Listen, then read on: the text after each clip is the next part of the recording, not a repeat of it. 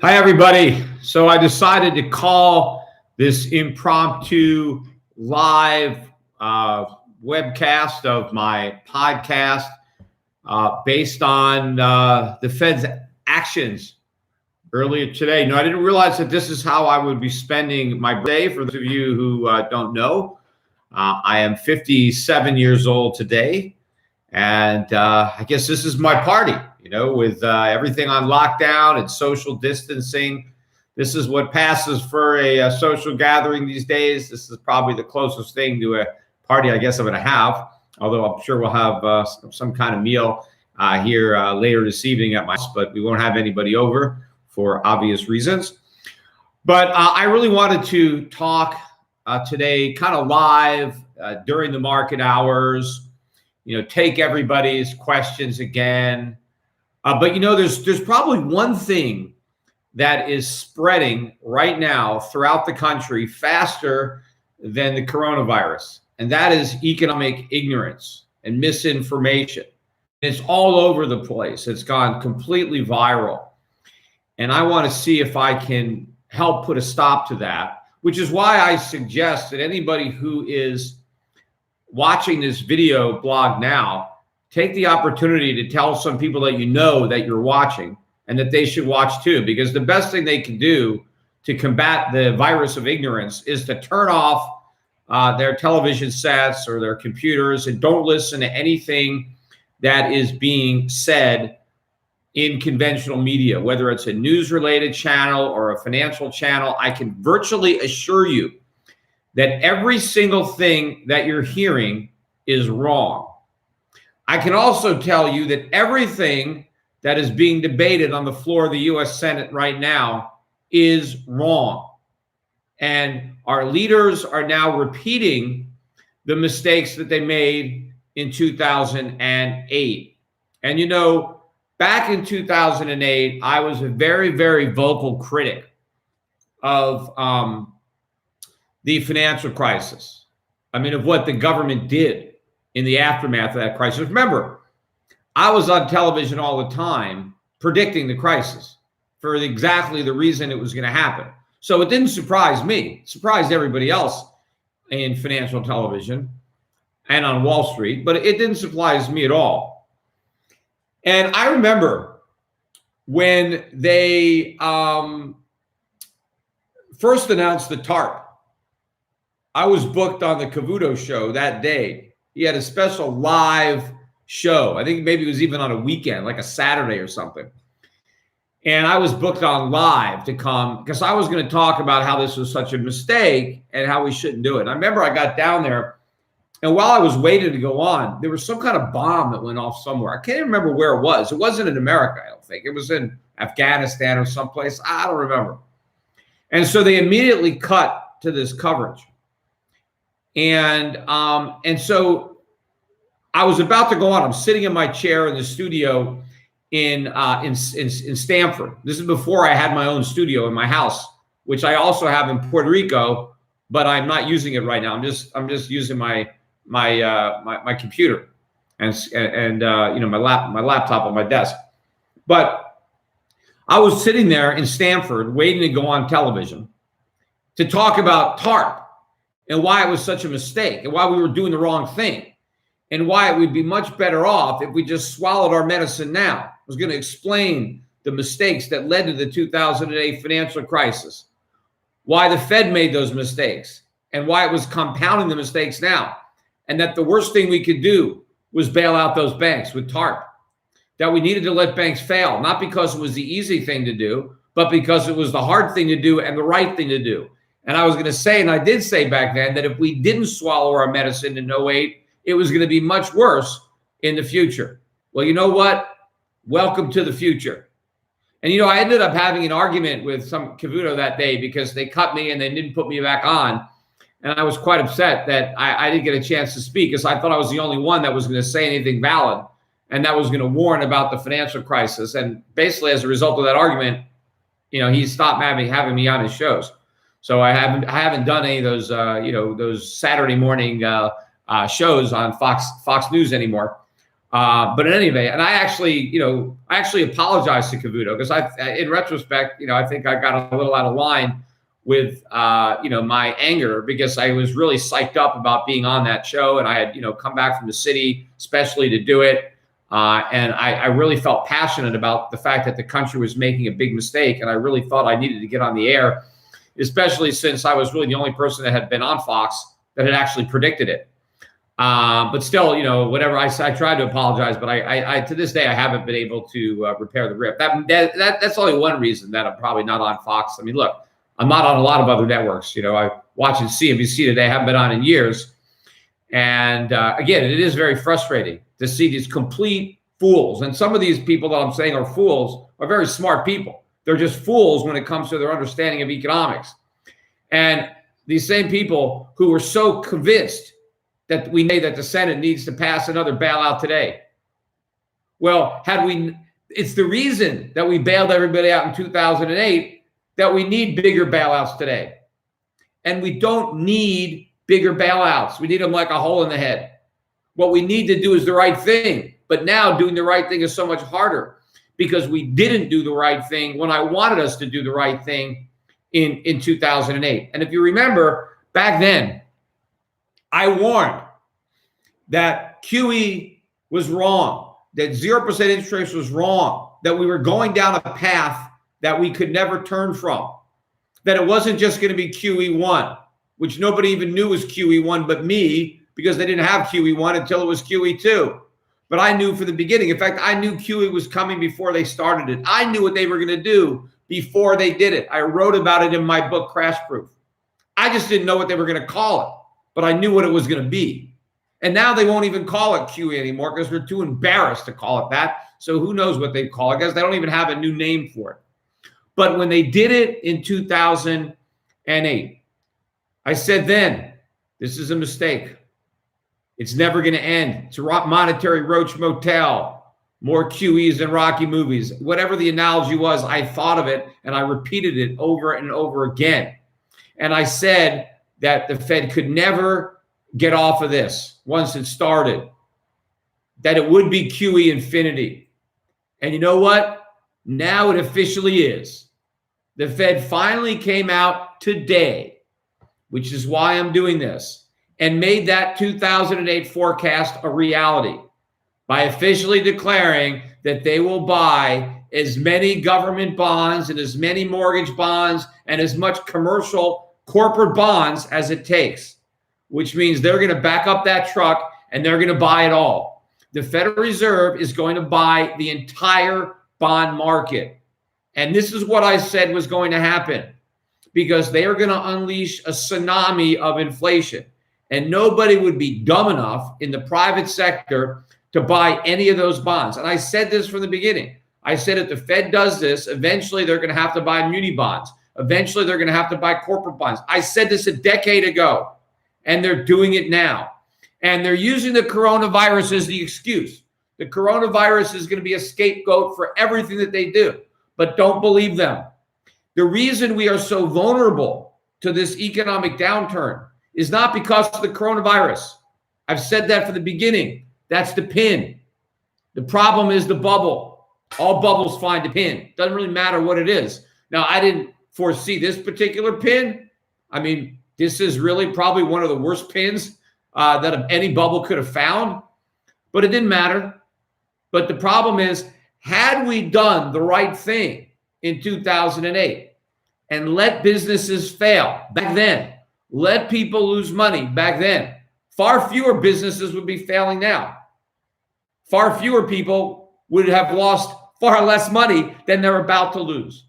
And it's not a question of how much money people are about to lose. No. It's much worse than that. What we're going to suffer as an economy is far worse than losing your money. Because you know what's worse than losing your money? Having your money, but your money losing its purchasing power. That is the worst thing that can happen. And that is what's going to happen. Hyperinflation has gone from the worst case scenario to the most probable scenario. And that means people have to act quickly to protect themselves. Because, had we done the right thing, again, as I started to say, and swallowed the medicine, as bad as it would have tasted, a healthy economy would have emerged instead of the bubble that we inflated instead of having a healthy economy. Donald Trump, again, was saying that before the 2008 financial crisis, before the coronavirus crisis, we had the strongest economy in the history of the world. That isn't even close to being true. The fact that Donald Trump is so clueless about the economy, and the fact that all of his advisors are so clueless about the economy, they're never going to know what to do. See, everybody wants us to go back to normal, the way things were before anybody heard the word coronavirus or COVID-19. Not even sure what to call it anymore. But you know what? We weren't normal back then. The economy was sick before the virus infected us. It was a bubble. There was nothing normal about that bubble. And the problem with bubbles is once they pop, they're not going to reflate. You need a new bubble. You need a bigger bubble. That's what the Fed did. They inflated the NASDAQ bubble. That popped. They inflated a bigger bubble in housing. That popped. And then they inflated a bubble in everything. Well, everything's already been in a bubble. There's nothing left to bubble up. It's over. Now, when I was talking about hyperinflation in 2008, everybody's been saying, oh, Peter Schiff was wrong. He said there'd be hyperinflation. Paul Krugman has even called me out. He was wrong. He said there would be hyperinflation. I wasn't wrong. I was right. There probably will be hyperinflation. I didn't say how quickly it would come. Yes, I'm a little surprised that they were able to kick the can down the road for over a decade. Yeah, but all that did is make the hyperinflation outcome that much more likely. And yes, all of the inflation that the Fed created with QE 1, 2, and 3, that went into financial assets. What do you think made the stock market go up? What do you think made the real estate market go up? That's all inflation. Everybody wanted to turn a blind eye to that inflation and deny it was there. Oh, it's just, asset prices. Those are prices. And they went up because of inflation, which is an expansion of the money supply. Let's get our terms straight. That's literally what inflation means. You find an old dictionary and it'll define inflation as an expansion in the supply of money and credit. Rising prices are an effect of inflation. They are a result. Inflation is what the Fed is doing right now. If you watched 60 Minutes last night, you saw Neil Kashkari from the Minneapolis Fed president. In his interview, he admitted that Congress has asked the Fed to literally print money as much as possible. And Kashkari said that the Fed is flooding the economy with liquidity, that it digitally creates out of thin air. It is electronically dropping money from helicopters by order of the U.S. Congress. And when he was asked, well, is there any limit to this? The answer was no. We will print an unlimited amount of money. And I take them at their word. But there is an end. They can't do it without end. It will end with the dollar's value coming to an end. It will end with hyperinflation. They will print money until the money they print has no value. So what good are all the bailouts going to be? What good are the checks that the government is going to be sending out for people not to work? And by the way, it is asinine for the government to try to keep businesses employing workers that they don't need. If you are a business and your customers are not there, you should lay people off. That is economic reality. Trying to encourage or subsidize businesses to maintain a workforce that, in the judgment of the business owner, he should reduce to ensure the solvency of the business, that is a mistake. A lot of people don't understand this because they don't understand history at all. They don't understand the Great Depression. But one of the biggest mistakes that Herbert Hoover made in 1929, just after the stock market crash, there was an asinine idea, although compared to the asinine ideas we have today, it was probably brilliant.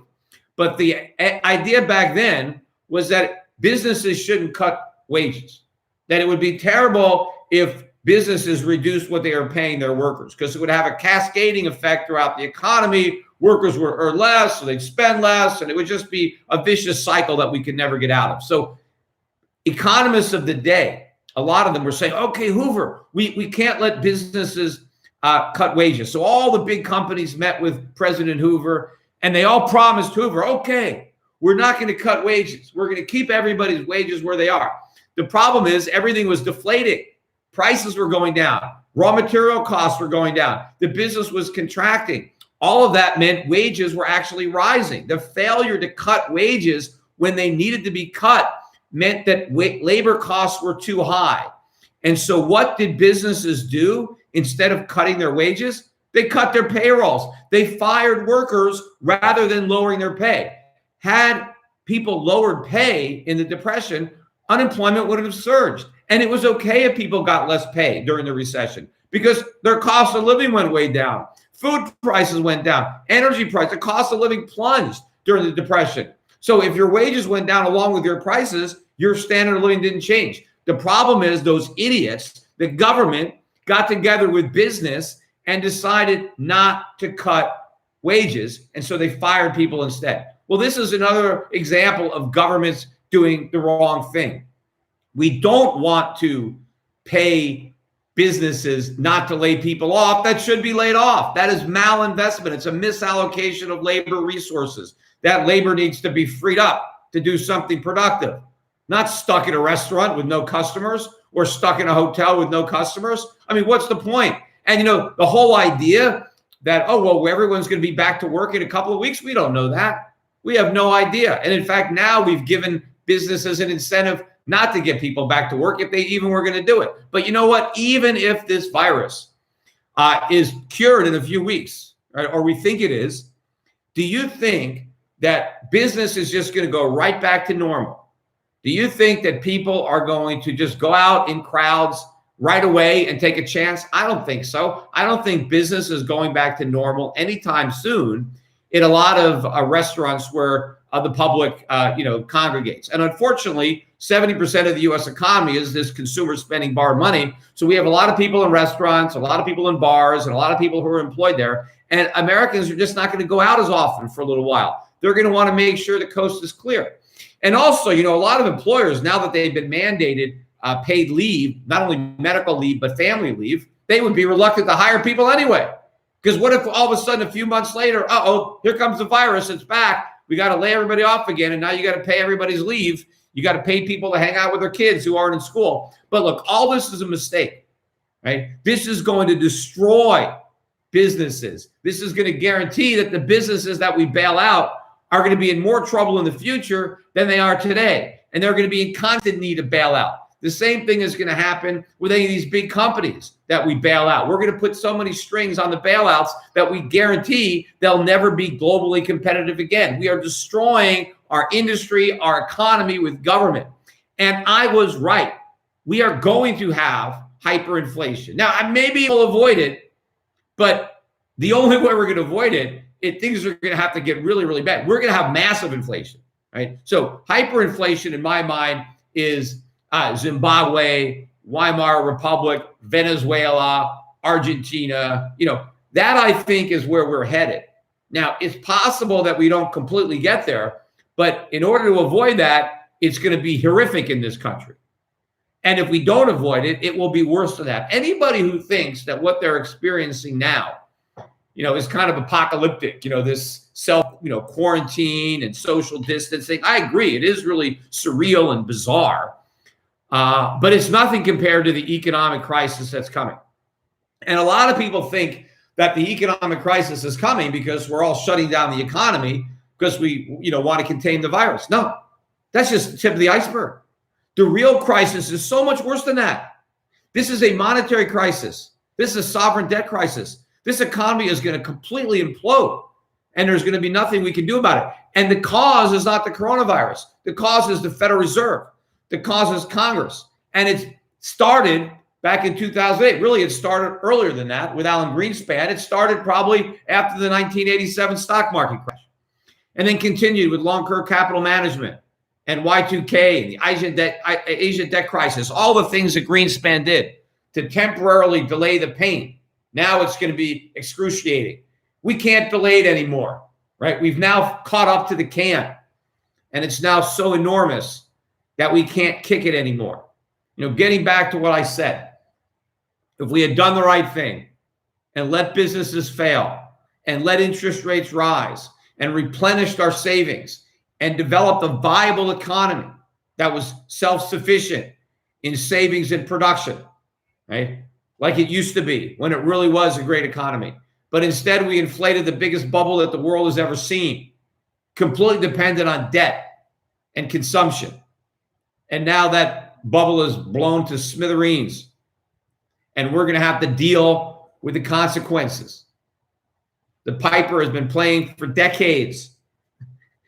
And the irony of it is, he may want to be paid, but all we have is worthless currency to pay him in. So I think now this is like an official game of musical chairs. And you got to get out of the dollar. Not only the US dollar, not only US treasuries, but all US dollar denominated debt, because all of it is going to get bought up by the Fed, because any debt the Fed doesn't buy is going to soar in yield and collapse in price. And so that's why I think that long-term interest rates are not already soaring. It's because the Fed is in there buying, because only the Fed would be dumb enough to buy US treasuries. In fact, it's not about dumb enough, it's desperate and insane enough. And the reason they're buying is because they create the money out of thin air. So what do they give a damn what it's worth? But obviously, people who are expecting to retire or live off of the income that those bonds produce, you'd have to be a fool to buy them. In fact, right now, as I said, it's musical chairs. When the music stops, if you still have any dollars, if you still have any treasuries, muni bonds, corporate bonds, cash value left in your annuity, in your life insurance, a fixed annuity, if you have any of that stuff when the music stops, you lose. And you don't just lose a game, you lose everything.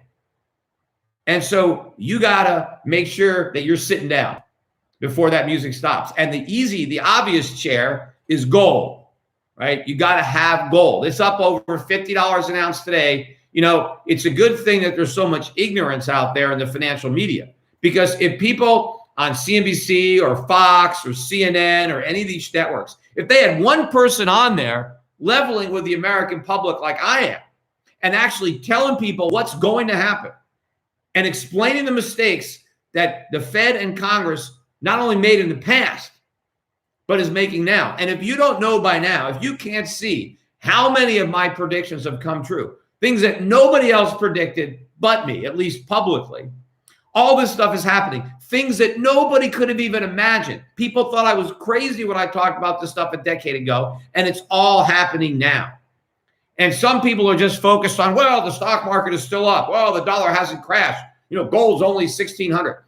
If you wait until all of my financial predictions come true, just like all of my economic predictions and Fed predictions have been coming true one after another, well, then it doesn't matter. I mean, you can't help yourself. You're broke.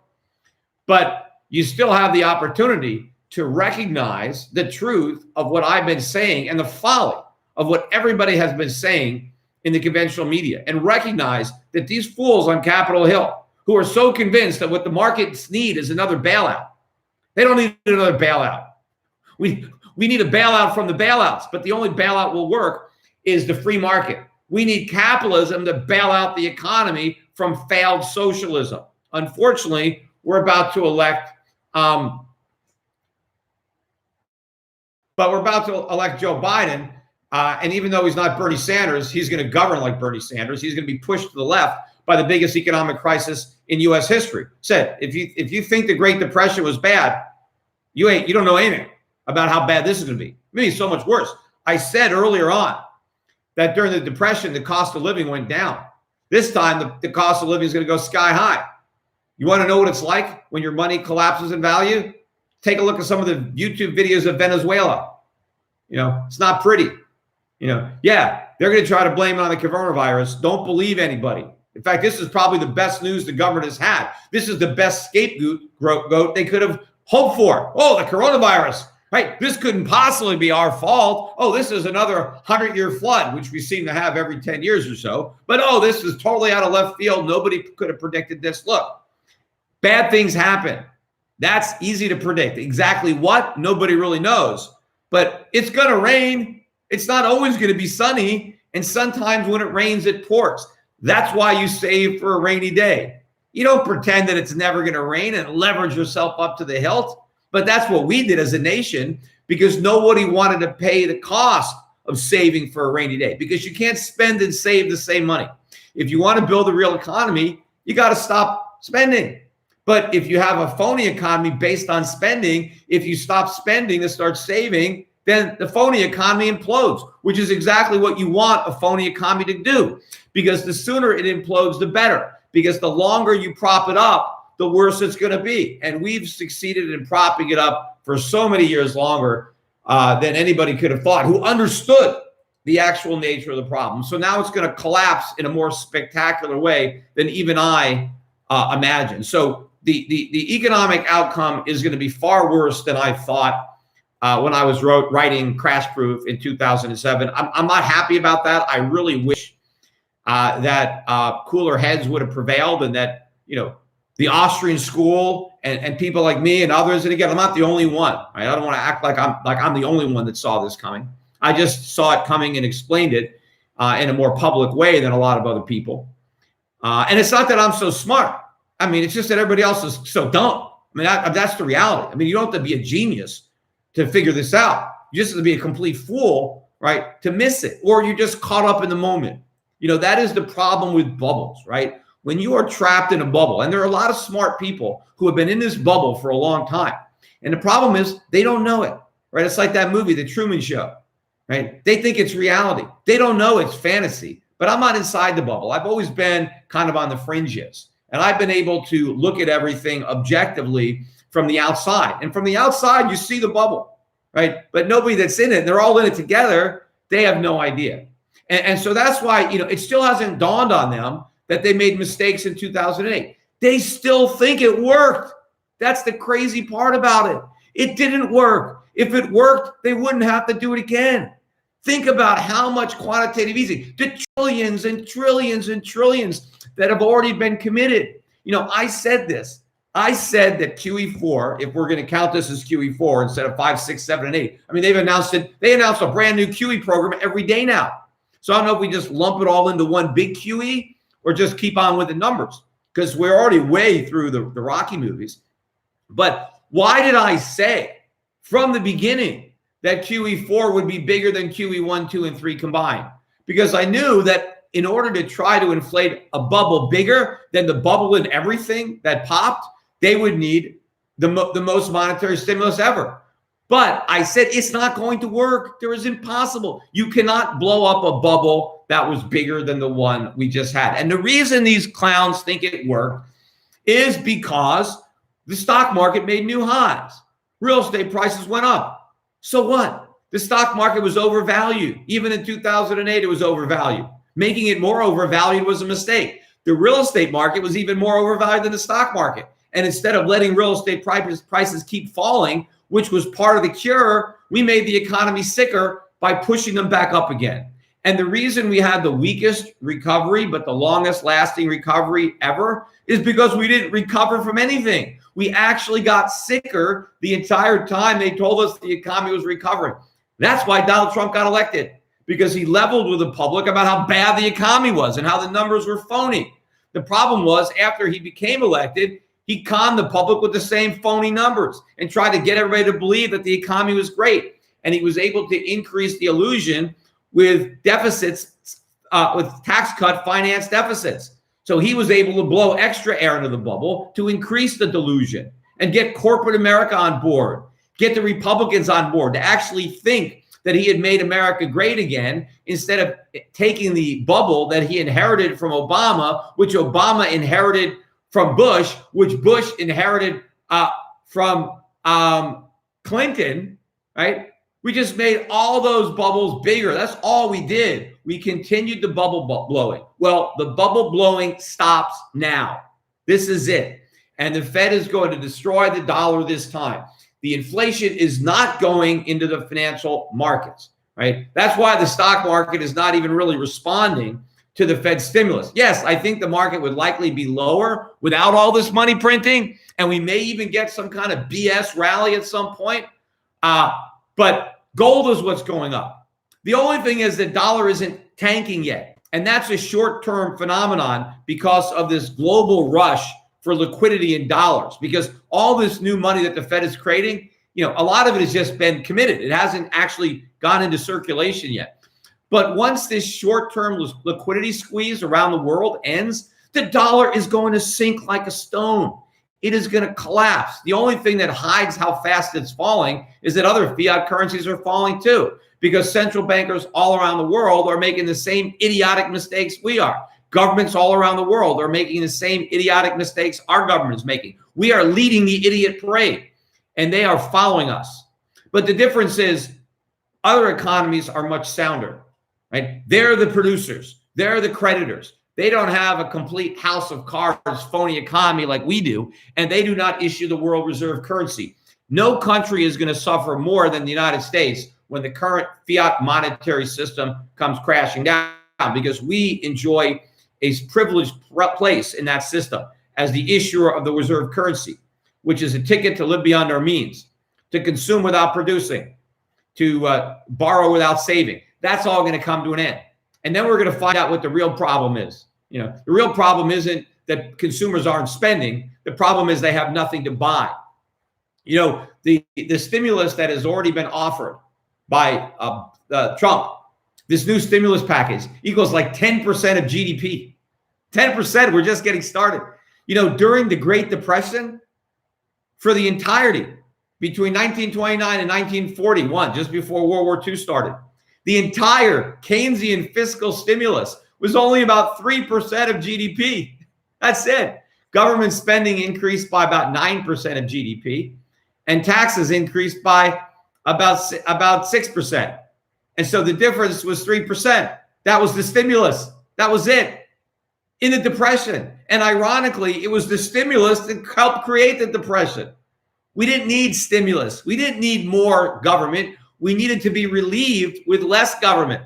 Had they cut government spending instead of increased it, there would not have been a depression. That's the irony. That's what happened in 1920. 1920 got started worse than the Great Depression.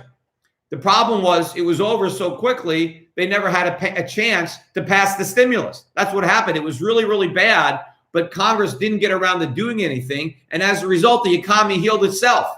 The reason we had a Great Depression in 1929 is because we weren't that lucky. Hoover came in with his idiot bailouts and stimulus, whatever they did, and turned that downturn into a Great Depression. Well, the idiots we have today, and again, the guys back then were geniuses compared to these morons. What they are going to do is they're going to turn what could have been a very severe recession into something much worse than a depression, into a inflationary depression. So as I said, you got to buy your gold, shift gold. I know the guys are there somewhere answering the calls. Gold and silver, that's real money. Buy it now. I know you're going to wait 2 or 3 months to get your silver. Well, if you wait much longer to buy it, you might be waiting 6 months, a year. We may run out. Who knows what's going to happen with gold and silver? Just buy yours while you can. Use for investments. If you got bigger portfolios, you got to get out of all U.S. treasuries, muni bonds, corporate bonds, anything that's a promise to pay you dollars. Because the only thing that's going to buy less than the dollar today than the dollar in the future. And the further in the future it is, the less it's going to buy. So get rid of them. The Fed is giving you a get out of jail free card. The Fed is buying all the bonds. Sell them yours. Don't be the last one to unload their bonds on the Fed, because the longer you wait, the less purchasing power you're going to get. And you want to get into foreign assets. That's why I've been saying it's not about the market going down. It's about the dollar collapsing. Because in order to save the market and the phony economy, they sacrifice the dollar. Well, they're going to get a lot more than they bargained for. It's not like the dollar is just going to get a little beat up. It's going to get completely slaughtered. And so you got to do something. You got to move your portfolios out of dollar-denominated stuff, out of U.S. stocks too. Even though U.S. stocks, the ones that don't go bankrupt, won't lose as much. as bonds. But I think U.S. stocks are going to be so taken over by socialists in Washington. There's going to be so much worker-friendly regulation that basically effectively nationalizes the major American corporations. They're going to be run as worker cooperatives. Like no one's going to give a damn about the shareholder.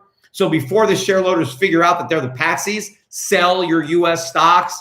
You need to be aware of this political risk, because the worse the economy gets, the greater the political risk, right? The more of our individual liberties are going to be lost as people are scrambling for somebody to help them, not knowing that the reason they need help is because of all the government help in the past. That wasn't help at all. The government causes all the crisis and then comes riding to the rescue, right? They're the firemen that light the fires. And then they say, oh, look, we're here to put it out. Yes, we'll stop lighting them. So you got to get out of your U.S. assets. Talk to my brokers at Euro Pacific Capital. Transfer an account over, IRAs, retirement, regular accounts, so that we can manage the money outside the U.S. Yes, I know other countries are screwing up their currencies. There's going to be inflation all over the world. The difference is there won't be hyperinflation all over the world. There will probably in the United States. The other countries aren't going to lose their reserve currency status because they don't have it to lose. Other countries are already producing more than they consume. They're already saving more than they borrow. They are viable. It's America that's in for a rude awakening. We have a date with destiny and an awakening coming, but you don't want to be there for that awakening. You don't want to keep that date personally. I mean, as Americans, we're going to have to deal with it, but I'd rather deal with it as a solvent American than as a broke American, because the vast majority of Americans are going to be wiped out by this.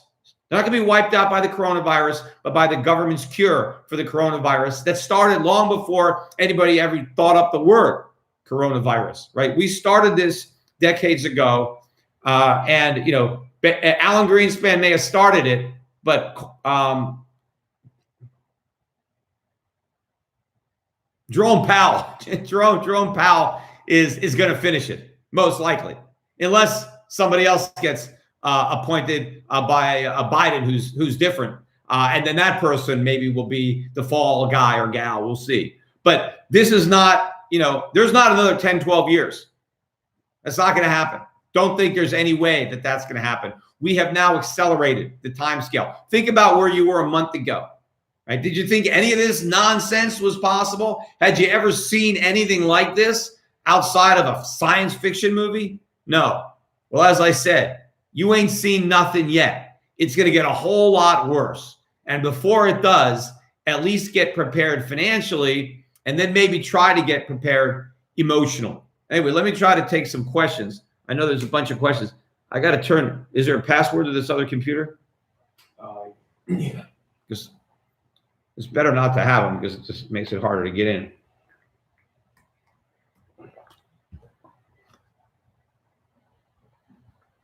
All right.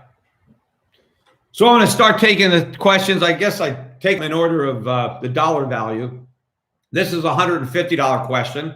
And pretty soon, $150 will be what you pay for a carton of eggs, if you're lucky.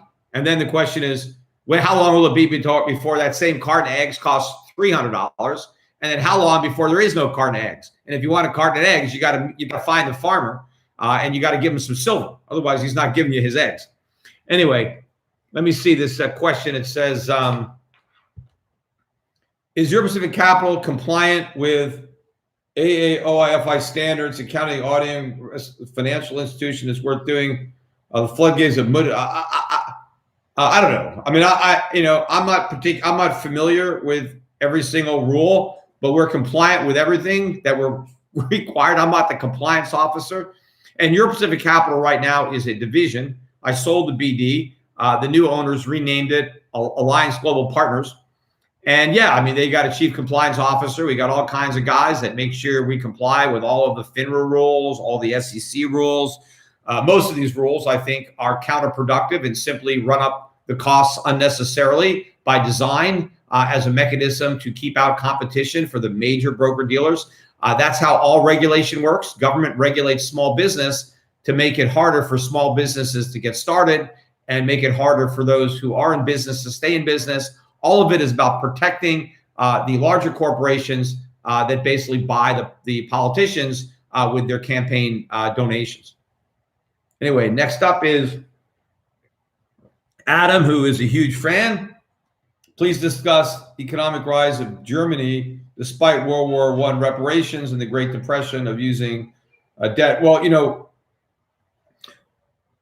Germany, I mean, the big problem with Germany is Weimar Republic and hyperinflation. And that's where you can go and see the examples of money being carried around in wheelbarrows. And there's a famous story about somebody who left a wheelbarrow full of Reichsmarks on the sidewalk and went into a store. And when they came back out, their money was on the ground and the wheelbarrow had been stolen. Right? That just shows you how quickly money can lose value. And what happened to Germany is after the war, the Treaty of Versailles was extremely, harsh on Germany.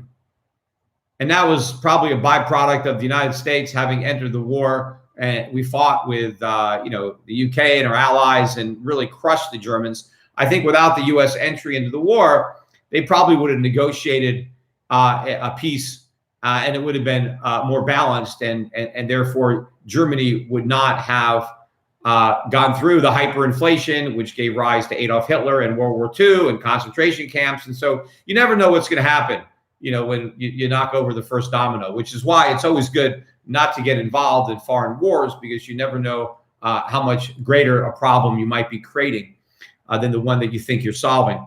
But in any event, what happened to Germany is they had agreed to a lot of war reparations. The Germans agreed to pay marks to the Allies whose property they destroyed in the war, war reparations. And the problem for the German economy is they really didn't have the resources to pay. So they did what we're doing now. They just printed money, right? They did what Jerome Powell says he's going to do without any limit, right? They dropped money from helicopters. But, I guess they literally. And so they kept printing marks and they ended up with hyperinflation. But remember, the hyperinflation was because they couldn't afford to service the debt. They had borrowed so much money that they couldn't tax the German people to repay it. And so the only way to get rid of the debt was to inflate it away. But in doing that, they really create economic havoc. And out of the ashes of that havoc rose the Nazi Party. But, once the debt was wiped out and they started anew and they no longer owed any reparations, because the reparations were in their own currency, which they succeeded in destroying.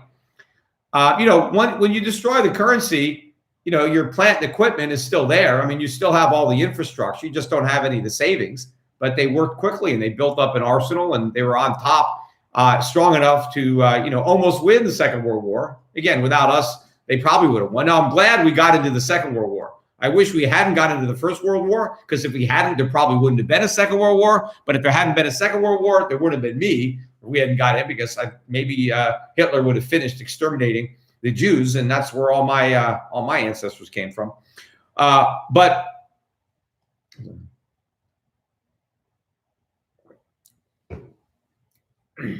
the similarities between the Weimar Republic and America today is we're taking on a massive amount of debt.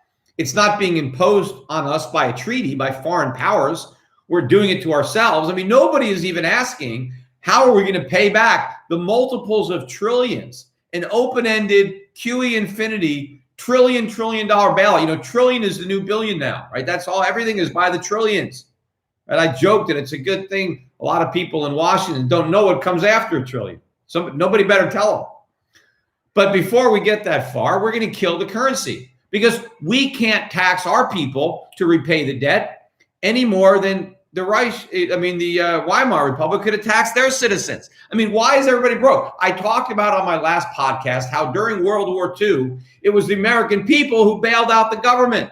And the government didn't need to be bailed out. The government was solvent. It just didn't have the resources to fight a world war. So it called upon the people to sacrifice and pitch in.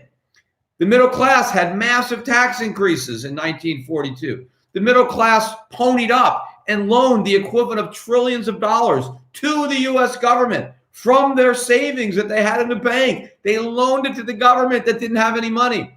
And they stopped spending. They stopped going out to restaurants and bars and movie theaters and traveling, and they took the money that they would have spent there and they loaned that to the government too. And what the government did after the war is it paid back all the debt. All that money that was borrowed to fight World War II was paid back. How was it paid back? By the same taxes that they had raised going into the war. Because before World War II, hardly anybody paid income taxes. After World War II, everybody was paying. We paid the income tax to fight the war, and then we paid the income tax to pay off the debt that we incurred to fight the war because we couldn't raise taxes enough. Well, what are we doing now? Everybody in America is broke just about. So how is the government going to get money to fight the coronavirus? It can't get it from the public because the public doesn't have it. In fact, the public wants the government to fight the coronavirus and bail them out at the same time.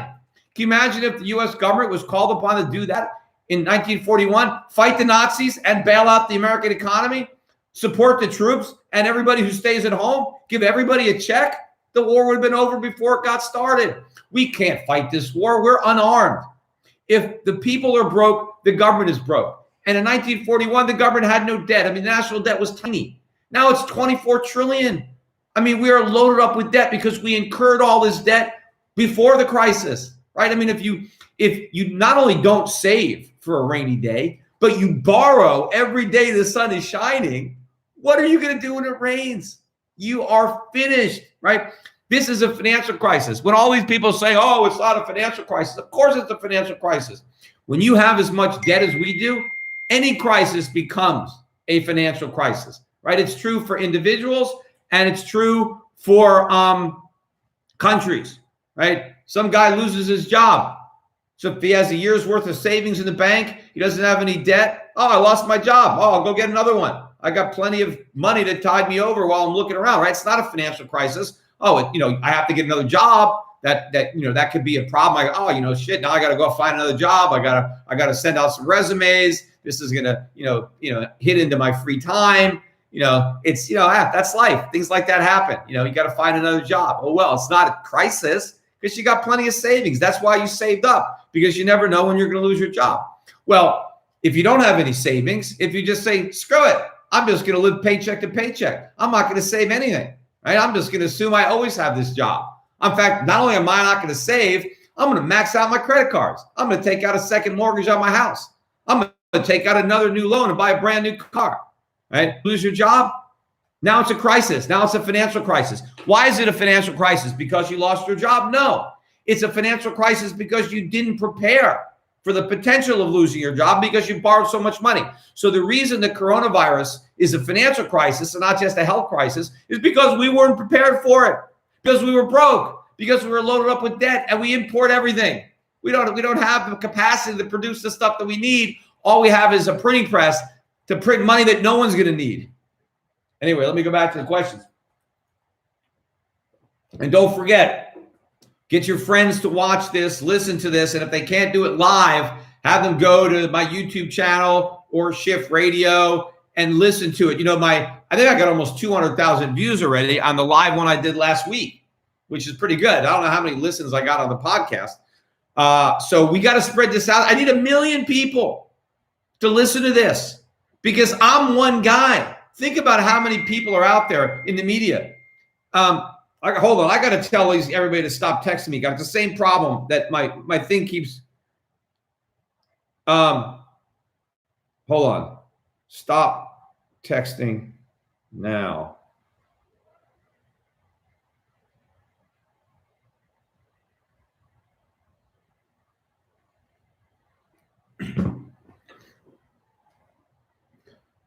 So where was I? Oh yeah, I'm only one guy, right? I gotta drown out, right? I gotta compete with all these major networks out there that have a huge advertising budget, that have full-time reporters and studios and all kinds of fancy equipment, and they got billionaires from every company and every hedge fund talking their books. They all want the bailouts because that's their only chance, right? All these guys would have been bankrupted in 2008 by a financial crisis they had no idea was coming. And they conned Congress into bailing them out because they said, oh, this is what the nation needs. No, it's not. It's what they needed.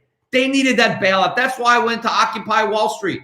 That's why I tried to set the record straight on the problems with bailouts. And now those guys are going to get it again. They're out there on TV crying about how bad it's going to be if we don't have these massive bailouts. The bailouts save investors and speculators. They don't save the economy. They condemn the economy. Don't believe this nonsense that we're going to lose our industries if they go bankrupt. We won't lose anything. Our industries will be stronger if they're allowed to go bankrupt because new people will own them and operate them and do it right. If we keep them in business, they'll never be solvent.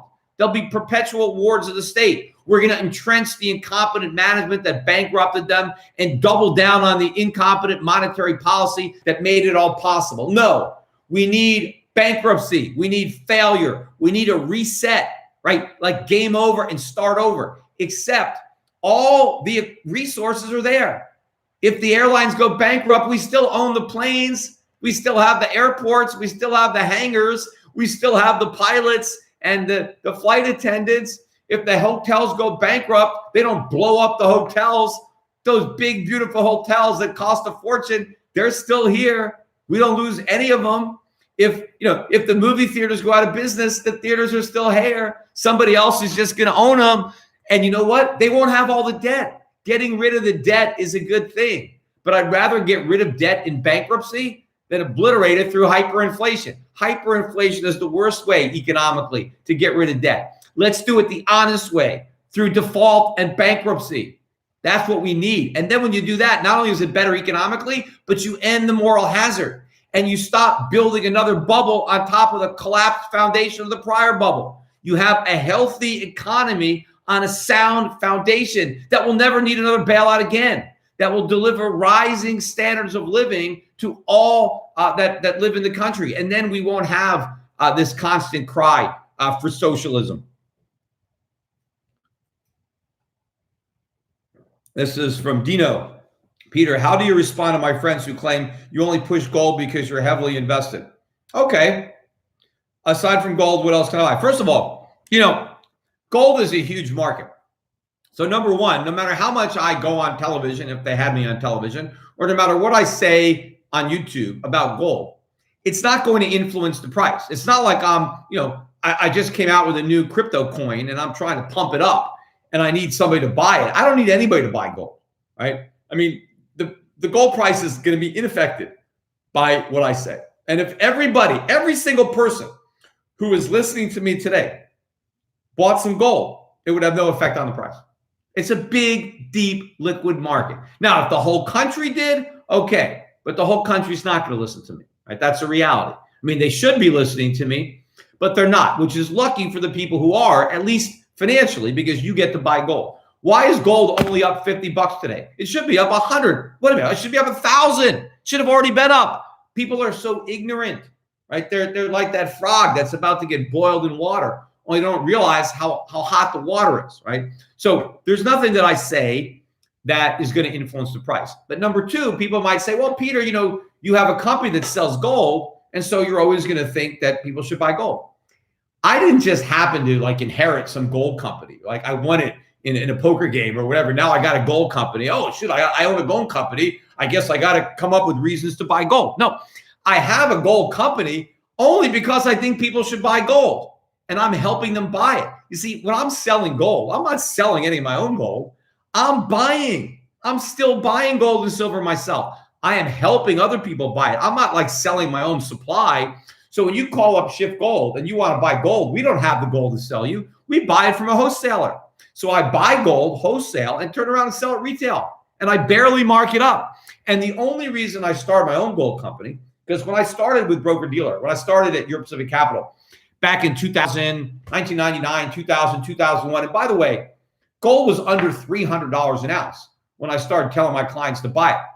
It's over $1,500 now. Gold has outperformed the U.S. stock market dramatically over the last 21 years. As people are making fun of me. See, people on CNBC will say, oh, Peter, you just want people to buy gold. Yeah, well, gold's done better than stocks. So why don't you criticize all the people that are telling people to buy overvalued stocks? Now, has gold had a correction? Yes, gold had a correction, just like the stock market now. Although it's having a big bear market now, it's a lot more than a correction. But when I first started telling people to buy gold, I didn't sell any gold. I didn't have a gold company. I was just telling people to go buy physical gold. Then I started working with the Perth Mint. That was around 2002, 2003 in Australia. And I still work with them today. And I started allowing my brokerage companies, if they wanted, to buy physical gold from me, and we stored it in the Perth Mint. And it's a great program. The storage is free. It's a great place. Everybody should have some gold at the Perth Mint. If you don't have any gold at the Perth Mint, call us up. Talk to Danny Dwyer at Euro Pacific Capital. We have a special website, goldyoucanfold.com, or just go to europac.com and just, hey, I wanted to fit Perth Mint. It's a great way to store gold and silver, inexpensive. I like Australia as a safe jurisdiction to keep your gold, right? So that's there. But what happened was I was telling people, look, you don't want all your gold stored in Australia. You want to have some diversification. And I said, you want to have some gold in your house, or just where you have it. You don't want it with a third party. You want it in case you need it physically in your hand, like a lot of people are going to need. That's why I tell people to buy silver coins. That's why I just bought a bunch more myself of these 1 ounce rounds, because I think I may need them. I think that might be what people want. There's only so much food and toiletries I can stock up on. I mean, I got plenty of it, believe me. And I encourage everybody to load up on whatever they think they're going to need, whatever's not going to spoil. If you got a big freezer, get a bunch of meat in there, because worst case scenario, nothing bad happens and you eat that stuff later and you use that stuff later. It's going to get more expensive. In fact, one of the best investments that people who don't have a lot of money can make is think of all the things that you might be buying over the next few years and just buy them now. Because the return you're going to get in the supermarket, at the drugstore, is going to beat the return you're going to get in the stock market. Because consumer goods prices are going to go up faster than stock prices, even if they go up, right? Inflation makes everything go up. Don't be fooled. So buy all that stuff now. Just go load up with it. Worst case scenario, you eat it later, you use it later, and you save some money. But if we get hyperinflation, not only are the price of those goods going to go way up, but they may be no availability. Because I think one of the things the government's going to do early on in the inflationary crisis to slow it down is they're going to impose price controls on all sorts of items. That means rationing. That means long lines. So if you don't want to wait on a long line to buy toilet paper, make sure you have a bunch of it, and don't use as much. Some of you gals, you use, it's incredible how much toilet paper a woman can go through. So us guys can maybe look, you don't need that much toilet paper every time, right? Because I think people are going to have to economize. You ever go overseas and see some of the toilet paper they got, how thin it is? It's incredible. I mean, we have nice thick paper because we've been used to this, So we might even have to start tearing it apart so that we can make more use out of the paper we got. That's where we're headed. So stock up on this stuff, not just because the price may go up, because you may not be able to get it. But the reason I want to own a lot of physical silver is because if you want to get that stuff in the future, you will jump to the head of the line if you got silver. Probably not the line. It's not the official line. You'll be in the unofficial black market line in the alley. Like, hey, you want to get the good stuff? Here, I got the real thick toilet paper right here, right? You got any silver, right? That's what's going to happen. People are going to want that fiat currency that's losing value so fast. In the Weimar Republic, all kinds of stories. If you went out to a restaurant, you had to agree with the restaurant on the price of the meal before you ate it. Because if you waited until you finished the meal, you couldn't afford it because the price would go up so much while you were eating it. Stuff is crazy when prices really start to go. Money's like a hot potato. Nobody wants to hold it. The minute you get it, you want to get rid of it. But if you have real money, silver, gold, then you can function. But so the other reason that I want people, let me backtrack. So I wanted people to own the physical gold, not just the Perth Mint. And I didn't sell it. I only did the Perth Mint. So I started telling my clients, buy some gold. Just go call up a gold dealer. I didn't recommend anybody in particular. I just didn't want to refer somebody to somebody, then have them, get ripped off and blame me. So I was like, look, go find a gold dealer and buy some coins, buy some gold and silver coins. And then what happened was I started to hear a lot of horror stories about people who went out and bought gold and silver because I said to, but then they got sold, bogus stuff. They got talked into numismatics. Oh, they're going to confiscate gold like they did in 1933, and you got to buy this British sovereign or whatever. And they ended up paying like 40%, 50%, 60%, 100% markups. So even though they bought gold, like when it was 400 and they called me and gold is 600, their coins are worth less than they paid because they got conned by these unreputable gold companies that spend a fortune advertising, and it really pissed me off because these guys were advertising, and a lot of them still advertise today on all the big right-wing talk shows, right, that were talking about inflation back then when I was, right? They were saying, buy gold, buy gold. And then they were sending their listeners to get ripped off by the companies that were paid to promote them. And that really, really bothered me. So I decided, you know what, I can't trust the gold community. And one of the reasons that these dealers are so unreputable is because the demand for gold is so slow. Nobody can afford to advertise because the market is so tiny, right? Nobody's interested in gold. And if you honestly mark it up like I do, you mark your coins up 1%, 2%. How do you advertise? You can't.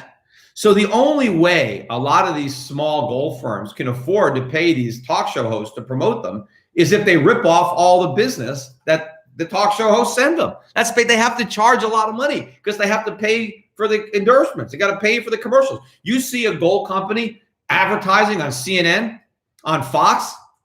Where do you think they're getting the money for those ads? Because they're not selling enough gold. Because I know, because I have a gold company. Sales are way down. So the only way anybody can afford to advertise on television is to rip off their customers to pay for those ads.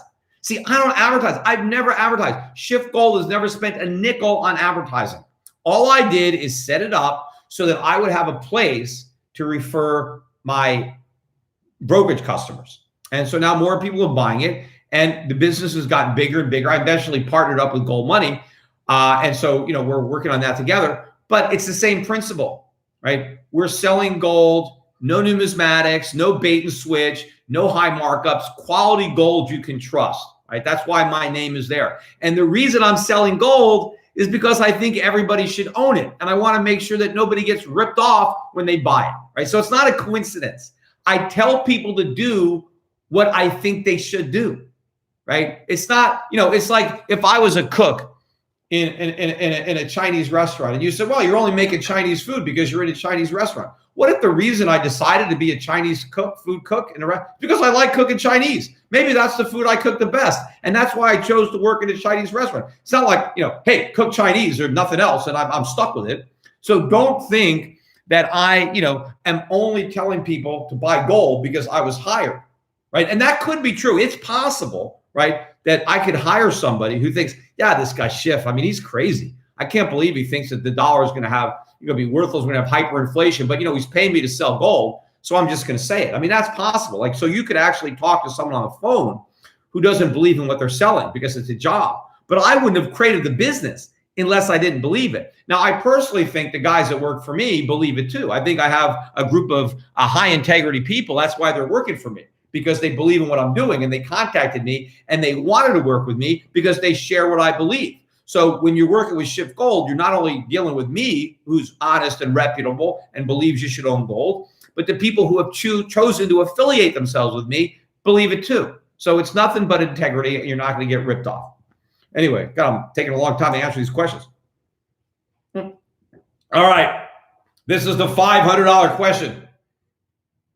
I wonder if anybody can top that. It is my birthday. That's the best gift I've got today. $500. For anybody who's wondering, I think I made about $3,000 on the podcast I did last week. That's not bad, right? For a gift, for gifts. Although, I appreciate it. I do appreciate it. Don't need it, but I appreciate it. It's like to know that you're appreciated. All right. So this is Alejandro Gonzalez. For $500, this is the $500 question and the $500 answer. Peter, I think that given the dollar shortage worldwide, the Fed is printing all this money and sharing it with other friends, central banks, and perhaps the world war. What do you think? Whether we like it or not, dollar is still reserve currency, hence money printing is preparation for world war. Well, look, yes, a lot of the dollars that we're supplying are needed now by creditors all around the world who have borrowed in dollars. See, because the dollar is the reserve currency, countries in a lot of countries end up borrowing in the dollar. And an overvalued dollar creates a lot of problems for those debtors. And that's happening now. That's why the dollar is not getting crushed. That and the fact that other central banks have announced QE problems of their own, right? QE programs, excuse me, that was a Freudian slip. QE programs of their own. And so other people's incompetence is making us look less incompetent, right? So the dollar isn't falling as fast as it would be. The dollar is down today, but I mean, nothing like it should be. And gold is up, right, against all currencies. In fact, it's hitting record highs against all currencies. The dollar is the only currency that is not seeing a record low against the dollar. And that is going to change soon. Before it does, you should buy. But no, I don't think that it's going to work. I don't about a world war. I mean, look, will the powers that be use the crisis of the coronavirus to further their agenda of big government or world government and limiting individual rights? Absolutely. I mean, this is the perfect crisis to scare people into surrendering more freedom and more liberty. And it's the perfect scapegoat for politicians that needed a scapegoat. Remember, the economy was going to crash anyway, right? That was going to happen. That was already in the cards. Now they just had this gift horse fall in their lap. Now we can just blame it on the coronavirus, and we could use the virus as an excuse to do more of the same policies that actually created the crash that we're blaming on the coronavirus. So it's like perfect for politicians, but it's terrible for the people. You know, by the way, I had a joke I thought of yesterday that I put on Twitter. By the way, look, I've been doing a lot of tweeting. My followers now, I'm like 203,000 followers. I think we're really starting to go up. I'm kind of like tweeting every time I get a thought now to try to combat, again, all the complete nonsense that's in the financial media. So try to follow me on Twitter. And look, if you're on Twitter, get everyone that follows you to follow me, right? I mean, I'm the Pied Piper of truth, you know, and economic understanding, you know, in a sea of ignorance. So help get that word out there, because people have got to understand what's about to happen, right? Because it is going to be horrific. But I wanted to mention this joke because I came up with my own idea, my own policy, my own monetary policy that bypasses Congress. Nobody has to vote for anything, and it's immediate, and it costs the government nothing, right? This was my plan. The Federal Reserve can simply allow every American who owns any physical U.S. currency to add 6 zeros in blue ink to every bill they own. Problem solved. Everybody's a millionaire. If you have a dollar bill, you're now a millionaire, right? No one has to do anything. We don't have to print any more money. Everybody's got a pen, right? So put the blue numbers so they know it's official. Put the zeros, and your $1 bill becomes $1 million. Nobody needs a bailout. Nobody needs a stimulus. There's no more income inequality either. We're all millionaires, right? Everything is perfect. You know, there was one flaw in my plan that somebody pointed out. So I had a couple of, little changes. One is, you know, we would also enrich all the foreigners that own dollars. So let's only allow the dollars that are in circulation in the U.S., right? We won't allow. Oh no, it was the hundreds. That was it, because all the $100 bills are circulating abroad. See, Americans are too poor. They don't have any hundreds. They have fives and, you know, maybe 20s. All the hundreds are abroad. So we will not allow anybody to put any extra zeros on 100, right? So when the $1 bills become $1 million bills, the $100 bills are worthless. So we immediately wipe out all of our foreign creditors. They have nothing now, right? We've succeeded there. But my plan actually has another benefit. The only people in America that have hundreds are the drug dealers. So we wipe out all the drug dealers because now their $100 bills are completely worthless because because that's now the smallest denomination. It goes from a $100 bill to a $1 million bill, right? And they're not going to have any of those because they only have hundreds and they're not allowed to write the zeros. But that just shows you, see, that shows you how idiotic our policy is, because effectively that's what we're doing. And eventually that's what we're going to be doing. We're just going to be adding a bunch of zeros, and we're not any richer because we all add zeros. If everybody earns more zeros, but everybody's cost of living has the same number of extra zeros, nobody is better off, except the people who have saved for their retirement, who can't add the zeros, they get wiped out. That's why those people have got to contact me, have got to contact my reps at Europe Pacific Capital ASAP and do something to protect yourself. You know, I'm already protected, right? I got all my money in foreign stocks and gold stocks and physical metal. So I'm set, right? I just want to make sure that more people are protected too. I don't want to be the only one. right? I want some company. I mean, the people who are broke are going to have a lot of company, right? I want the people in America who aren't broke to have some company too. Okay.